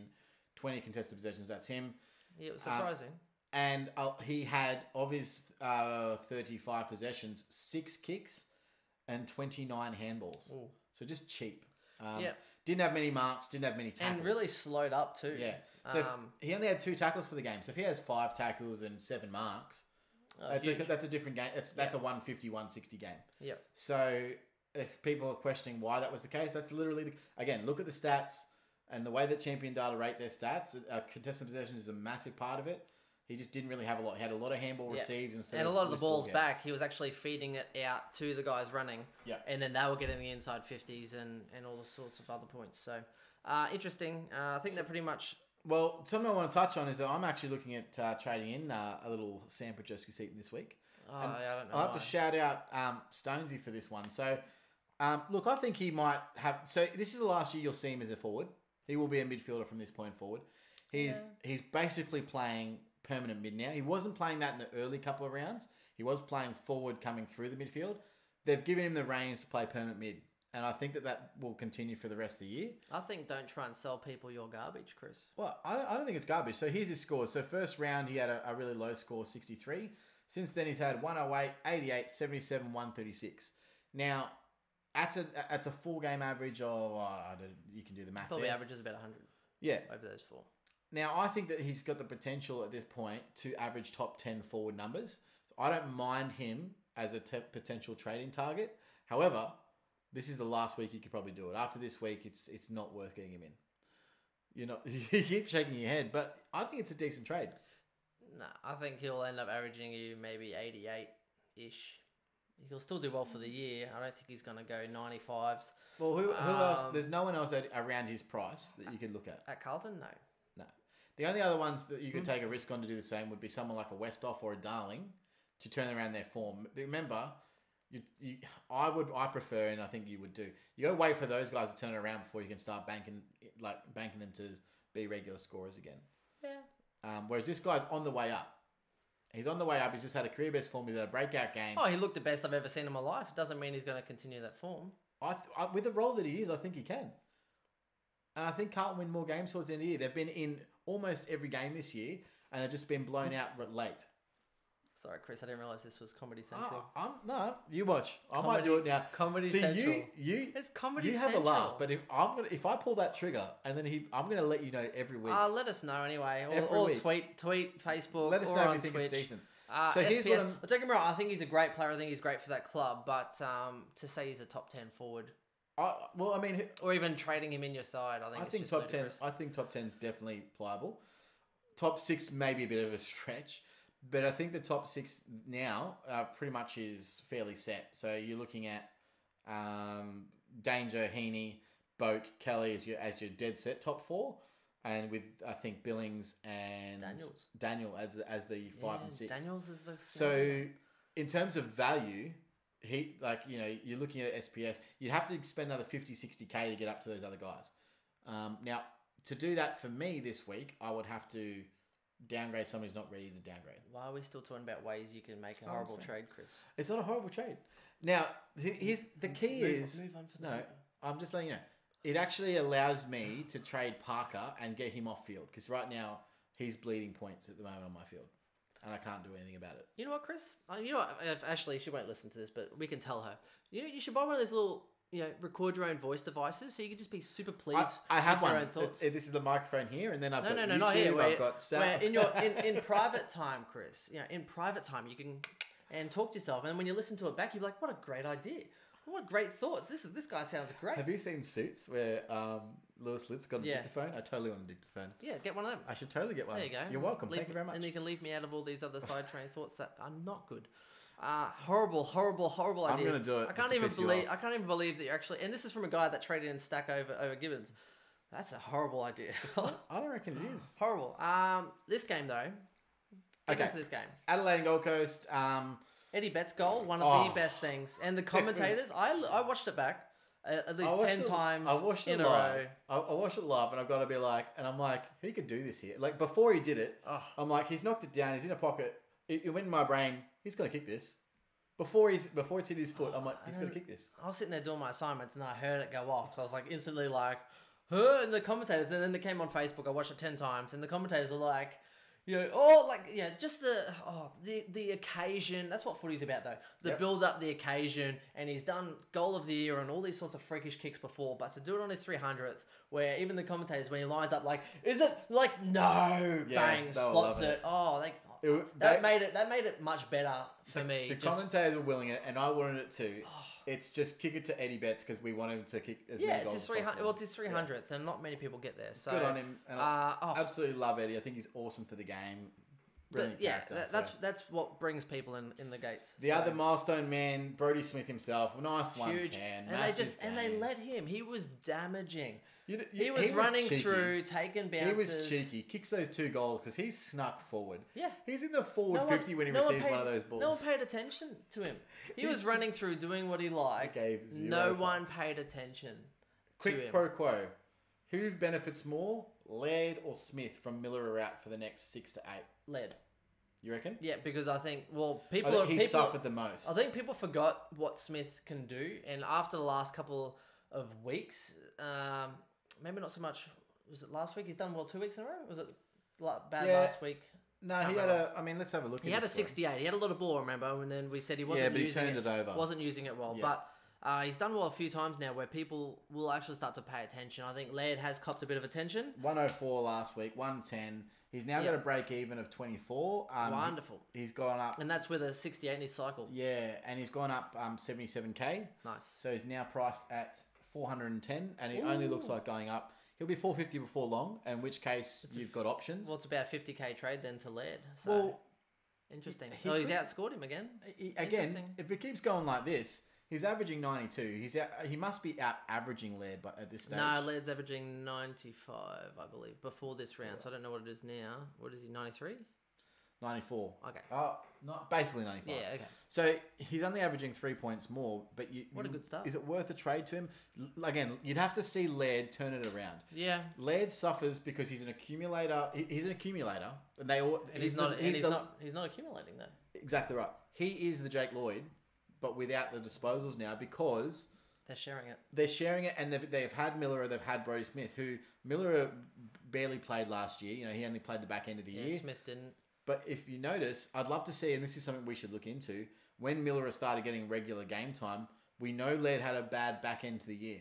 Yes. So we do know that he had a massive front end. But he had a bad back end of the year twice. That's why I was wanting to maybe start him this year, because he usually starts with a flurry, whereas he hasn't started with a flurry. And then you go, okay, so is it worth trading in Laird then? Because Miller is going to come back in 6 to 8. Yeah. So for the year, is he a viable? Is he going to be top 6? Laird. It's a valid question. I think he is. He's sitting at 95. Be around there. He's sitting at 95, yeah. But again, I think 40% of people own him, which is the issue. So you could. So if you're trading to him, if you're trading to him, you're just going to kind of go with what everyone else is doing. Whereas if you went with a Hearn or a Sick Dog, guys that are Sicily's bottomed out now, that are doing well, then you probably can get on them and less ownership. I would rather go to Sicily than I would rather go to Laird, because you're in it's a pod. I think they might average. I think Sicily might even out-average him from here on to the rest of the year. I guess you could always wait. Smith's doing quite well. Well, they had a chance this week to put Sicily forward, and they didn't do it. They didn't pull the trigger because they put Gunston back forward. So he was playing back with laid out to Stratton, and then they put Gunston back forward because they weren't getting the ball forward and kicking enough goals. While he's up there, Hanley got 100. I know I spoke about him at the start of the year. His first 2 games are so horrible. He's actually averaging more than Collins now, and he's been a better pick. So if he was more expensive than Collins. He was more like him and Darcy Moore and Brodie Smith, because he was 296k or something rather. So what's his 3-round average then? After his first 2, horrible. Well, he's averaging 78. You know, Darcy Moore's averaging 78.5. Okay, so similar. So except it was a little bit cheaper. What was his three average though, Chris? 3 round have to be 90 or so. 91. Yeah. So he's actually not bad the last 3 rounds. He's done a lot better. Well, they're kicking to him. They're using him as an outlet, so I think he was actually out of touch a little bit. Yeah. Now Matty Crouch died in the last quarter.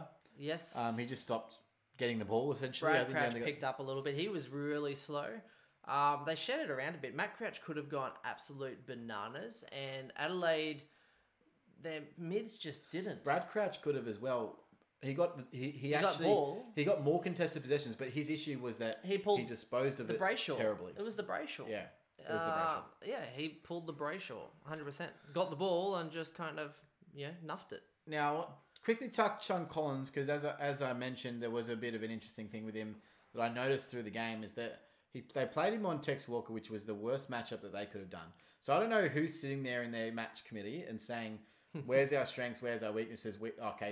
They looked at body shape and they went, Tex Walker, Collins, good matchup. He would have done well if Jenkins played. Yeah, Jenkins just stands there like, ooh. So Collins' best attributes is he plays on the guys that sit in the goal square and go like this. Yeah. They call to the long kick because he'll just take an instep grab. Tex is better on the run. Tex is he's a lead up target, right?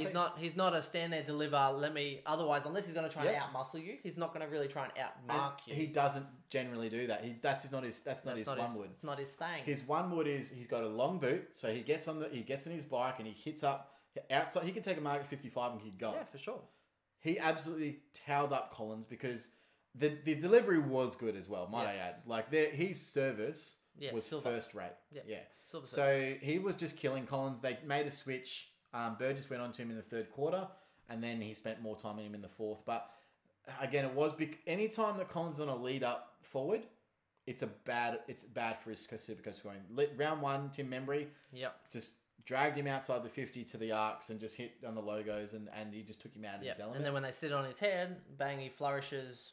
Yeah. So again, maybe I know teams might start to actually pay attention to a bit more now, because especially saying Gold Coast have been competitive before. They probably didn't pay much attention, whereas they've been competitive for 4 out of the 5 rounds. And they're probably sitting there going, okay, so if we want to make our lives easier against Gold Coast, because we don't want to lose to them and look like absolute nuffs, so maybe we just need to not play and go into forward 50 and pull a. Maybe going with a port approach and actually looking at other ways that you can score without it sitting up on someone's head, that it relies on their strengths. Yeah. And look, Gold Coast they still try to maintain that same system of down the line, restrict scoring, cut off through the middle, but Adelaide just absolutely cut them up. Oh, yeah.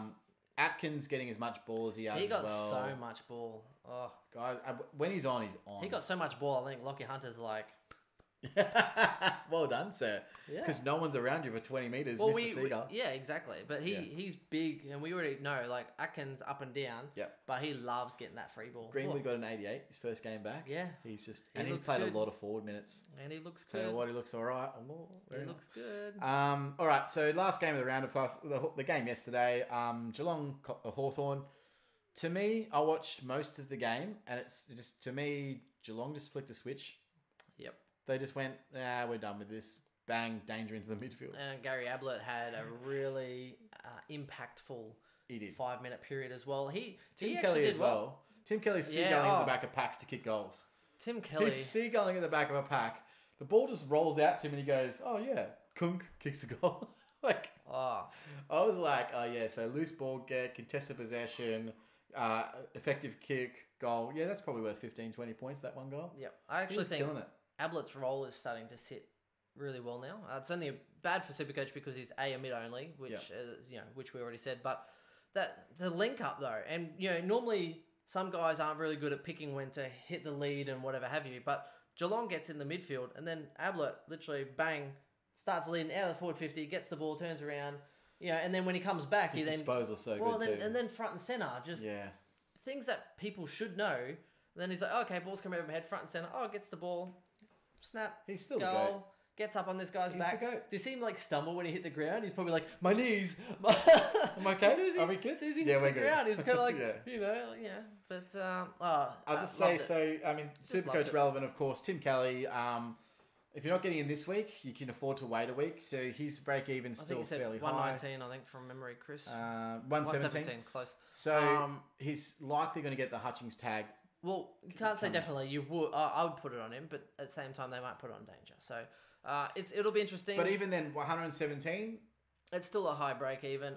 He's not going to go up much. Can I just say, Hawthorn? We spoke about it earlier today. Hawthorn booing Ablett. Supporters. Yes, Hawthorn it's supporters. It's not just Hawthorn supporters though. It's like every club. And people are saying it's a new thing. And I watched what is it? The Monday. Normally it's on Monday. It's on Tuesday. The AFL.com. Meanwhile, hilarious with you're looking at Barrett. Damien Barrett. Yeah, Damien Barrett. Yeah. Right, literally. I like that tweet. Hodge. He gives it to Hodge for he's like, mate, the club. What a flog. Perfect term. The club wanted me to do it, so I did it. Yeah. And then here's the thing that I hated though. That part done. He's had his say. Damien Barrett's had his say. Hodge has had his say. Bam. If you want to make another comment, Barrett, he should have actually maybe put out an article or something on his own platform to say, this is what I thought, whatever.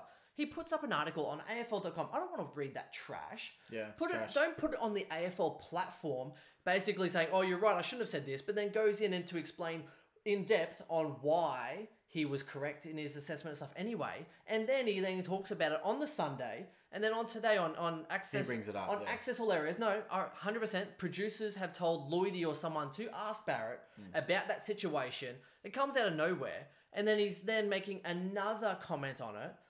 Like, oh my God, just seriously. He's fired up. I don't know if you can tell. No. And then. Can you tell? And then these flogs, right? I'm going to use a Hodgie term. No, but it grinds my gears, right? And then they start to talk about how Hawthorn were booing Ablett, and then they go, "Do you think it's because he liked Israel Flowers' comments, his tweet?" I didn't even know until they said something. And they're like, "Oh, there could be a correlation between this and."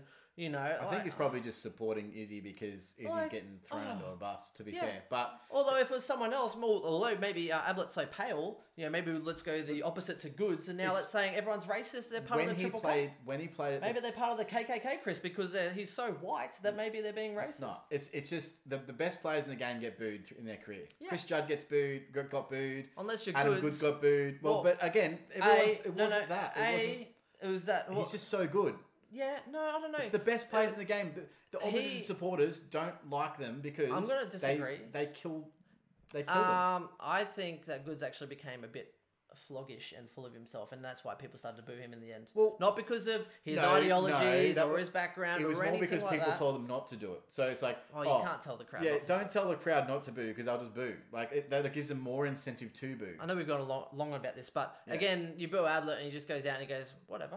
I don't give a shit. Well, you're not going to keep on booing him. It's like, well, it doesn't affect him. Whereas if it affects you, or it kind of like, oh no, don't boo me, then guess what? People are going to keep booing you. So you just kind of have to go, whatever. Honestly, I think it's just it's tall poppy syndrome in Australia. That's all it is. People can't handle other people having success, and when they're that good, they burn your teams that many times. People have long memories. They'll just start booing. What do you mean long memories? They try to put them off their game. That's all it is. 2002, 2003. Dude. I was at Metricon Stadium, right? Gary Ablett would get booed by opposition. I'd go to a Collingwood game or a Bulldogs game or whatever it was there. Opposition supporters would boo him there at his own home ground. Yeah. So I think it's also tall poppy combined with a bit of sheep syndrome. He went to a different club. Once someone starts booing, then all of a sudden a few more people start to jump on the sheep bandwagon. 100%. Let's boo him more, boo. Anyway, let's get more SuperCoach relevant stuff. Ricky Henderson, absolutely. Oh, he's a... I don't know what to do about Ricky Henderson. People are asking, is he an option? Surely not. Look. Surely not. Maybe he's just filling the need. He's a good for a 1 year, one-trick pony, 1 year. He's averaging 115. Surely not. Now, I can't see a world where he maintains that for the rest of the season, but maybe he's trying to fill... People have done sillier things. Maybe he's trying to fill the Titch void, and his old legs will do it for 8 to 10 rounds. Well, and then... Isaac Smith's barely rocked up this season, and his running carry is just not evident. So maybe it's, okay, well, the outlet now is Henderson. He's played really well. Sicily as well, as I said, I mentioned that he's actually a really good trade-in target. So he's now got a break even of 79, which means he's likely going to go up. He went up 9K this week, so he's just started his price rise, but he's down 27K overall, so 543K. Love him as an option. A Warple 101, really disappointing. Warple was absolutely killing it early. I think he went into the last quarter on about 90, or maybe even more, and then ended on 101. He just flatlined. His ceiling is really low, and that's okay because he's a forward line player in SuperCoach. If he cranked out a couple of big 120s, you'd be like, but he's got the potential because he does it for a half, or he does it for most of the game, and then just I don't know, for whatever reason. Well, half a game is good, and half a game is war Paul. That's bad. You've had some bad ones, but that one takes the cake. It sounded better in my head. I was like, Paul. Sounds like war Paul. Fair enough. And then I had to throw the L on there. Scrimshaw came late. Oh, so very late. Scrimshaw, I think, was moved forward in the early part of the game and then was moved back and then actually got some points. 18 or something or 22 20 at half-time. And then even then, luckily late, he actually started to really crank it and got up to 60 odd, so that was much better. I think it's time to get rid of Cousins if you've got him. 100%. Cousins. So break even 55, I can see a reason to trade him out this week. If you have him in your side, send him back to Tasmania, move him on. Yeah, I mean, you can wait a week. It's not desperate need. He's not going to probably go... He's probably going to still hit the 55. I mean... Move on. What's he made? 70k? Yeah. 80k? He hasn't made 100. He's averaging 69. So you could potentially hold him for one more week. That's a bit ironic being Cousins. Surely. Surely that has to be ironic. I like that you backed out your war poor joke. Well, it's... Fair enough. Now, rookie on the horizon, Mitch Lewis, who is a key forward, he scored 69. I think he's got potential, but a key forward I'm not really interested in. No, don't. So we'll keep an eye on him next week because he might. Again, we're just scrounging around for forward rookies that are decent price. But I wouldn't want to go for a key forward or anything like that. So. Nah, so not really interested. Parfitt injured, which is interesting. That's going to hurt some people.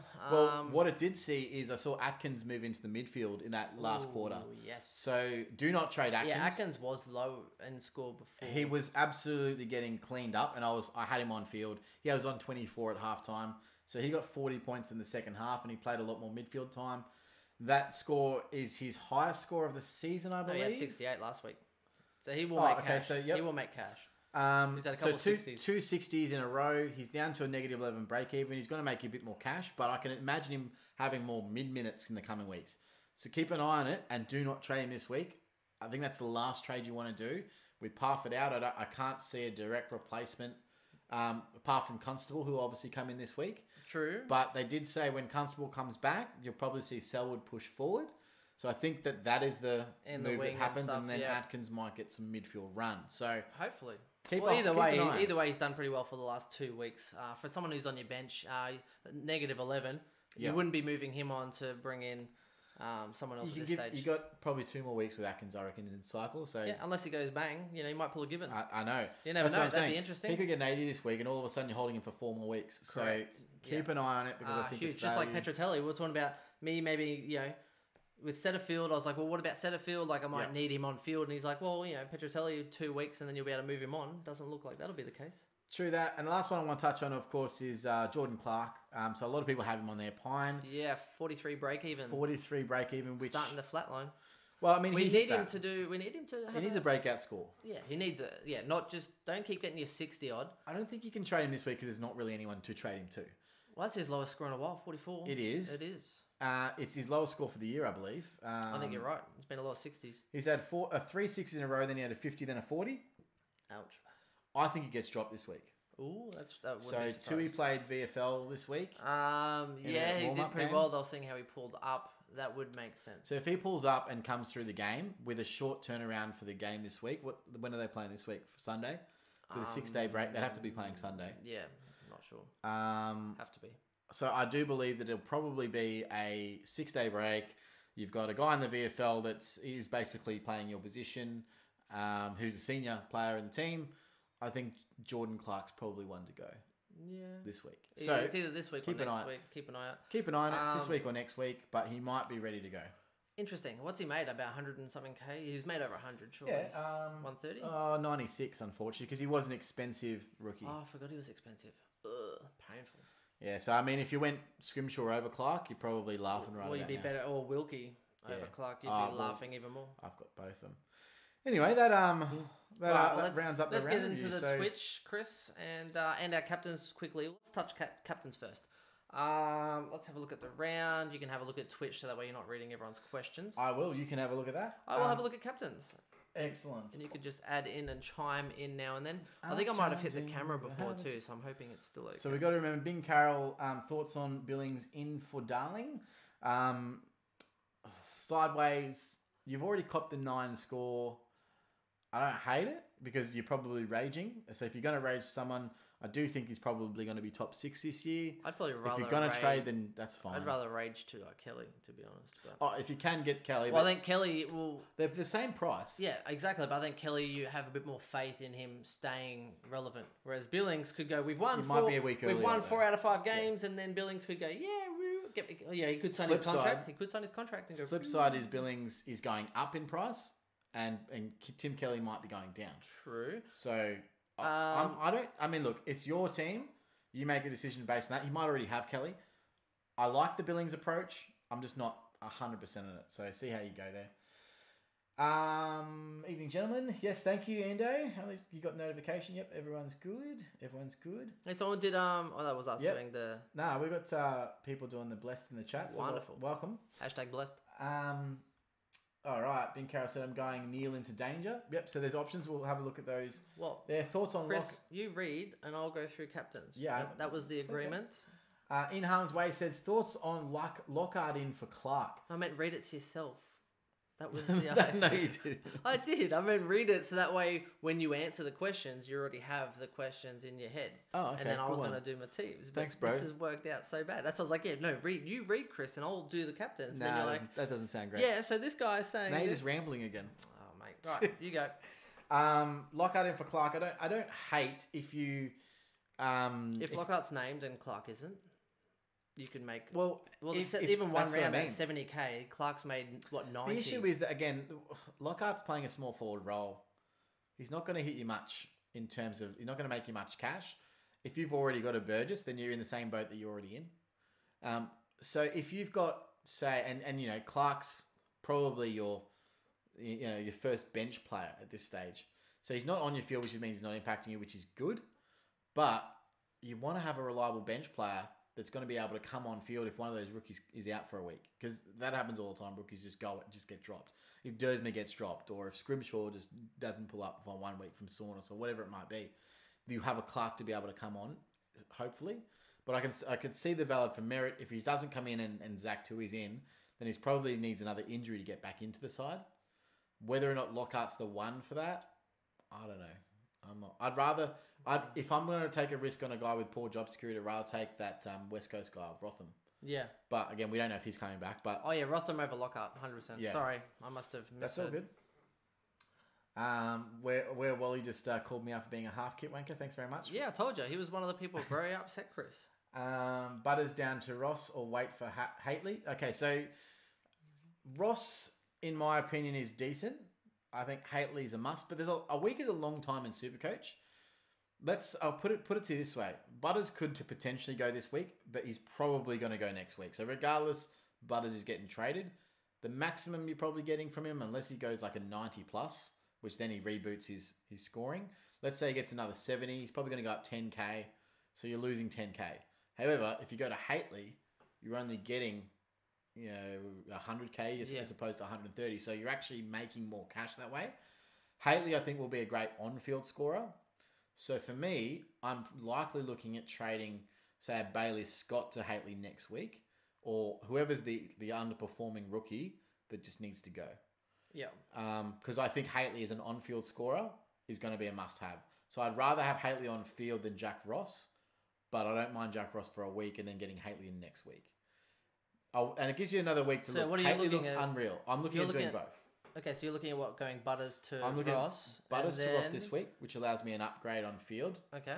And then next week I'll do Scott to Haitley. That, yeah.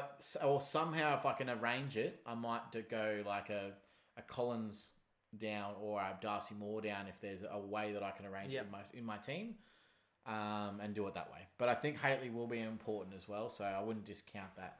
Interesting. Very interesting. Very cool. Okay, worth going. Sorry, hold on, been answered. Yep. Where's the beers? Yeah, so no beers this week. We're trying to take a strong gut approach. No, I pretty much went from work and everything straight here. I said, "What have you got to drink?" And Chris is like, "Nothing, except for Coke Zero." Fair enough. Like he has a lot of spirit, so I could have mixed in some stuff. But yeah, no beers today. No nose beers. So definitely no nose beers. Worth going Dunkley to Kelly if you can do it in one trade or hold Dunks. Yeah, it's only 40k or something, I think. So it's not much. I had a look, Chris, I'm tempted. I'll tell the people what I said last week, which is still held true. I'm tempted. The Western Bulldogs again won the inside 50 count by 6. I think it was 64 to 58 or similar. And they got done by almost 10 goals. Aaron Norton kicked 0-0. Yep. Gowers kicked 1 goal 2. Their forward line is as dysfunctional as I've ever seen a forward line. They have McLean in there that basically, he's the only one that looks likely to get a goal, but can't kick to save his life at goal. Yeah, Dunkley's in there trying to take one-handed marks. Shacky's gets dropped. Yeah. They don't have Tom Boyd. It's a matter of time before. Do you think Bond's going back in? 100%. It might already be planned, but there's no way they continue. Something has to change, and it's got to change now. Otherwise, their season's done. Yep. They've won. They've literally won the inside 50s every week, except against Collingwood. It leveled. Yep. So they didn't lose the inside 50 again.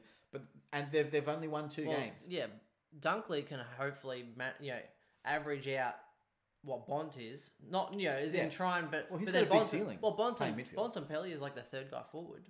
Amazing. So something's got to give. I do believe Bont goes forward, and that's why I'm not advising getting Bont in anymore. After watching them again on the weekend, absolutely spud the ball moving inside 50. Well, they got flogged by Carlton. Yeah. I mean, the issue is not even creating a contest though. Like they weren't even providing the tools for the Dogs weren't even impacting the contest to bring the ball to ground. Like Aaron Norton is a lead up for if he's going to be playing forward. He's a lead up, good strong grab, almost a one grab type mark player. He's not your pack mark, really strong body. Get the ball to the ground style forward. Yeah. Well, otherwise, if they're leaking points as well, you throw Norton back into defence, throw Shaki in there 100%. To try and bring it to ground, and then bring Bontempelli in to actually give you that third. Like, hey, Shaki, you just stand there and take the best defender, and I'll come in and take the mark from the side. It's a matter of time, and I think it will be, say, a 50-50 split, or maybe 60% forward, 40%. Typical Bevo. It's going to happen. Typical Bevo. But I can kind of understand why he did that last year, though. He probably it could also be a board thing. Like the board comes to him and says, now I think you know what you're doing, but he's like, well, I had to do it. Yeah. Bontempelli, you're playing in the midfield this year. Yeah, but could just be told and just like, oh, okay, but but this is what's going to happen. Exactly, but prepare to lose, big games. Because he is smart. He's a smart coach. He's a very good coach. I feel bad for him, but they won a premiership, so you can't be too upset. I mean, they did literally, So in terms of Dunkley into Kelly, I don't mind the trade, but just be aware that there's an I told you so around the corner that's waiting to happen against you when you do that. Right. And it may not be, we won't be saying, because I don't actually mind the trade, but you might be saying it to yourself, saying, shit, I wish I held on to it. Let's round up, Chris. Yeah. Jeez, look at all these comments. Kelly facing a tag this week, likely to drop this week. Yep. Hopefully. Thank you. For those non-owners, hopefully. Excellent. Can't blame you, missus. Do it again. For what? For the half kit. Oh, yes. Whereas I said can't blame you, missus. Do it again. Just exactly. Yeah, you can't blame you, missus. Yep. Kick some snags. We'll do a kickoff. So Luke 22H says Clark down to locker, then Taranto or Brayshaw to Neil. Ooh, if you've got both of them, that sucks. Sucks to be you. Neil's going to drop more cash. So I wouldn't be doing that. Especially after that game. Yeah, so Neil... Very upset. Even though he had a 91, he still made money because of his massive weeks in the weeks prior. But he's now got a break even of about 160. Yeah, it'd be huge. So the likelihood is... Well, they are playing Gold Coast, so he could make 160. Could go big. He could. It could happen, but... Which will be in the captain's corner in a second. Well, he's not going to go up in cash, so you don't have to make that trade this week. No, you don't have to. No. So you could probably wait on a week. Menegola to Kelly. No. Oh. Well, you've already caught Menegola's low score. Again, Menegola has a high ceiling, and let's not forget, we said at the start, Geelong have a really hard start to the year. Yep. And I'm surprised that they've actually done so well. But a lot of it's contested. Yeah, Menegola, I think his time on ground is still not 100%. I can see the temptation, though. I can see the temptation, but you've already got Menegola. He's averaged 100 3 years in a row. You don't have Menegola thinking that he's not that age old. What's he averaging from next week to the end of the year? Not what's he averaged. I reckon he'll still average. He'll average more then, because based on what he's averaging now, he has big ceiling games and goes on runs of 130s. He has 130s that'll bring his average back up. That's what balances out all the time. His 70s are his 130 odds. Literally. One thing that I thought was valid, I was listening to the SuperCoach Elites podcast earlier today, and Bomp said that in all likelihood, Kelly starts getting a tag, he starts being soft, they end up pushing him forward anyway and getting more minutes to Menegola. Because he's a bit harder at the ball. And there's every likelihood that could happen as well. So yeah, that's true. Whilst I'm not saying no, I'm not saying yes. I mean, that's a decision that only you can you're make. Not saying no. You're not There's saying... the arguments. Yeah. You think which one suits your team better based on your situation. So basically, Chris doesn't want to say no. He doesn't want to say yes. I don't want to be held responsible. He wants to get Sam Petrovsky seen. Yeah, you're absolutely right. I see it clear now. We go into the bear pit. All right, moving on. Jesus, Chris, you're going to have to finish these on your own soon. Parker or Clark to Ross? If you can do Clark, do Clark. I think Parker could still hit another couple of 80s and really rise up in price, but it's tough. Who's on field? Who's on field? Yeah, fair call. Who's on field is the call there. Or is Clark dropped? Those are the two considerations. Wait, no, till tomorrow. SBS 6, Setterfield 5. Oh, in terms of the So Sam Seaton was pick 6. Ah, right. Setterfield was pick 5 in 2016. Thanks, Carl.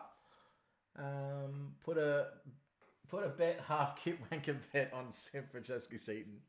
Oh, Jesus. I'd do that because, I just like stupid bets for no reason. That's what I do. What's the line, though? I don't know. What do you think?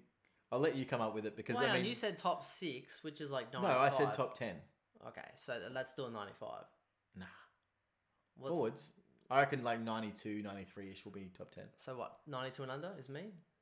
Yeah, I reckon 92 and let's over is give it a 90 flat and I'll take 90 it. flat? Yeah. Let's call it 91 and a half and give you 92 plus. That's the same thing. No, it's not. So I'll go 91. Okay, fine. 91?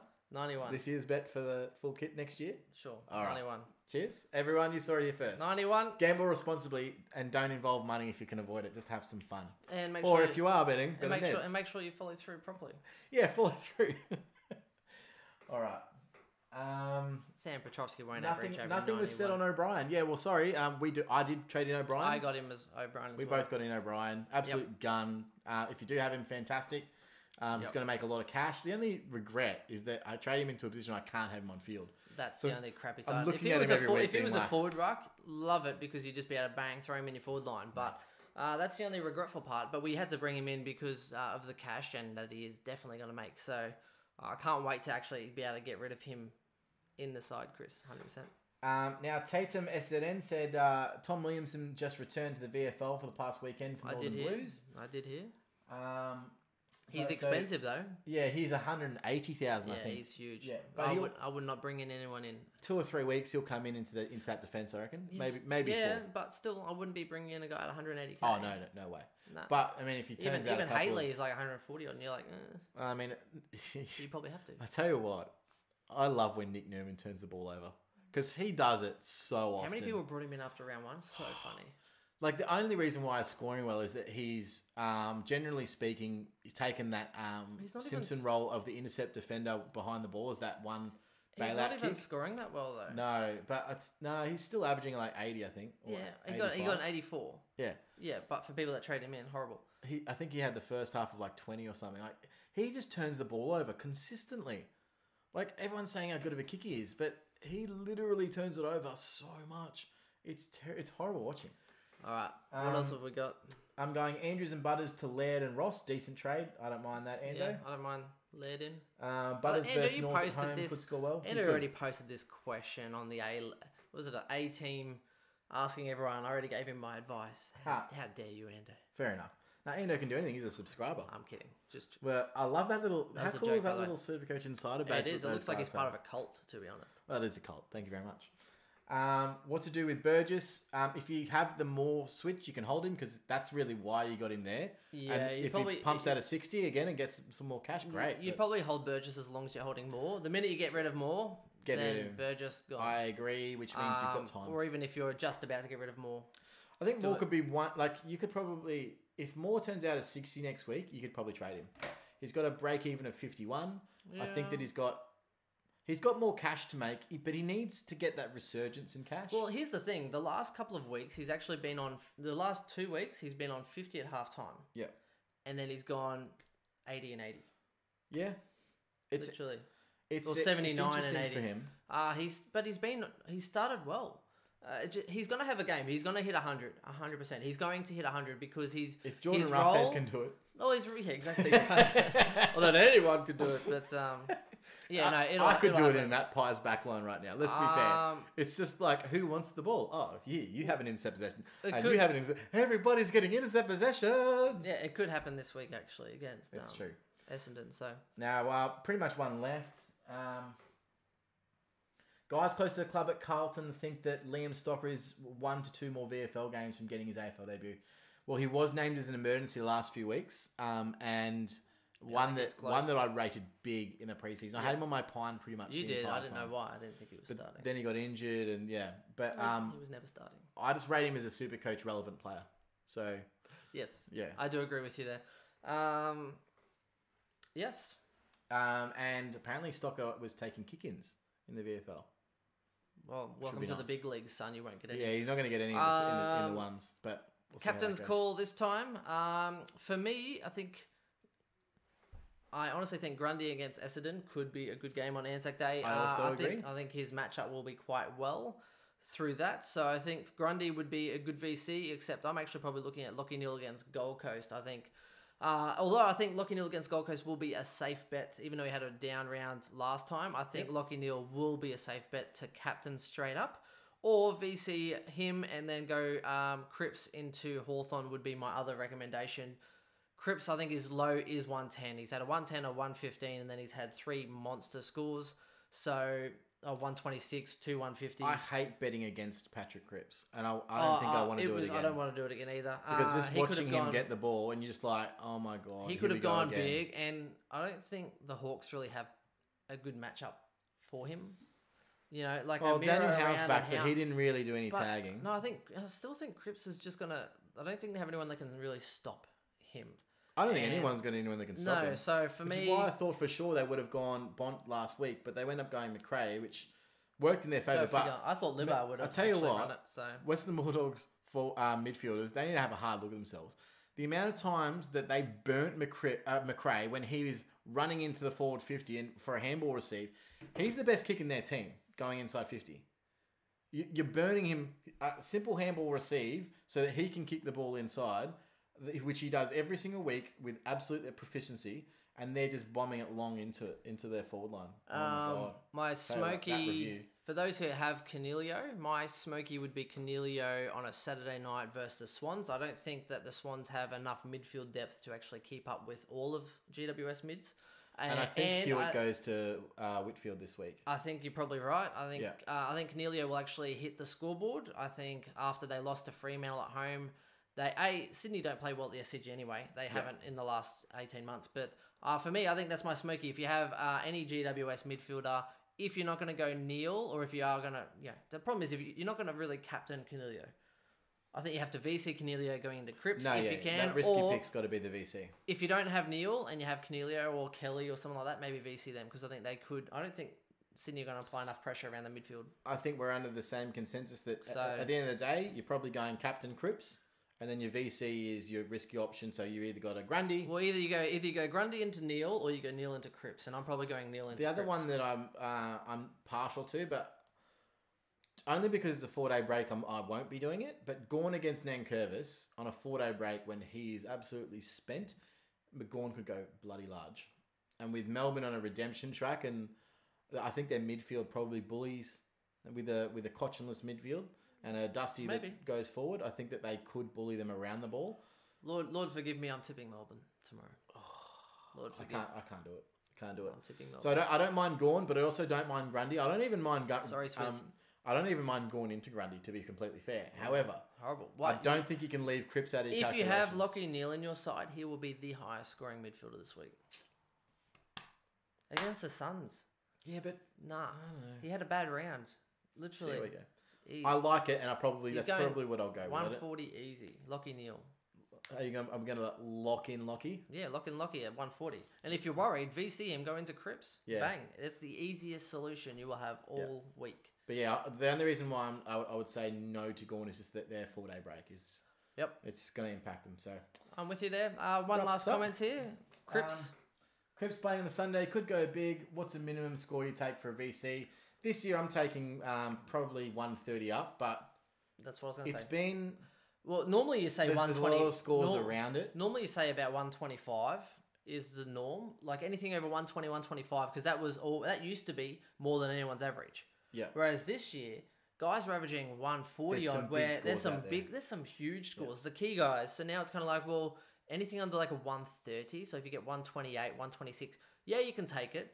But I wouldn't, it's one of those ones where... There's so many options now. Oh, so many. You've got guys that can go 140 on any given week as long as the matchup's there for it. So it depends what your stress level's like. If you want to roll the dice, then you're actually watching this game going, oh, please do well. B, don't get injured or don't hurt yourself or do something. Because then you could literally, the difference, you might make 20 points, but then you might also drop like 50 to 70 points, which would be hurt. Which is why I think that the 120 to 130...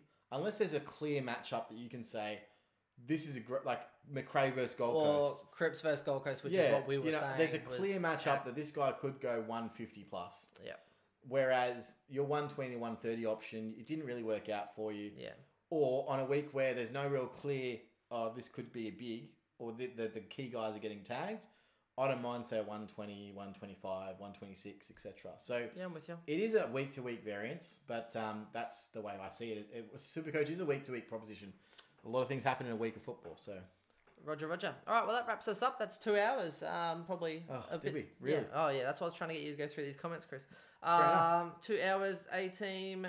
You guys doing a podcast? Oh, that's Ben. Ben's obviously not listening, so Ben Ashton, you can follow us later. Catch up later. But look, thank you very much for those that have joined us through the Twitch stream. Thank you for everyone who wants to upgrade their sides, and may God bless not God. And feel free to donate. And subscribe. May we #bless you're around this week. Cheers, guys. Have a good one. Thanks. Have a good one. Bye.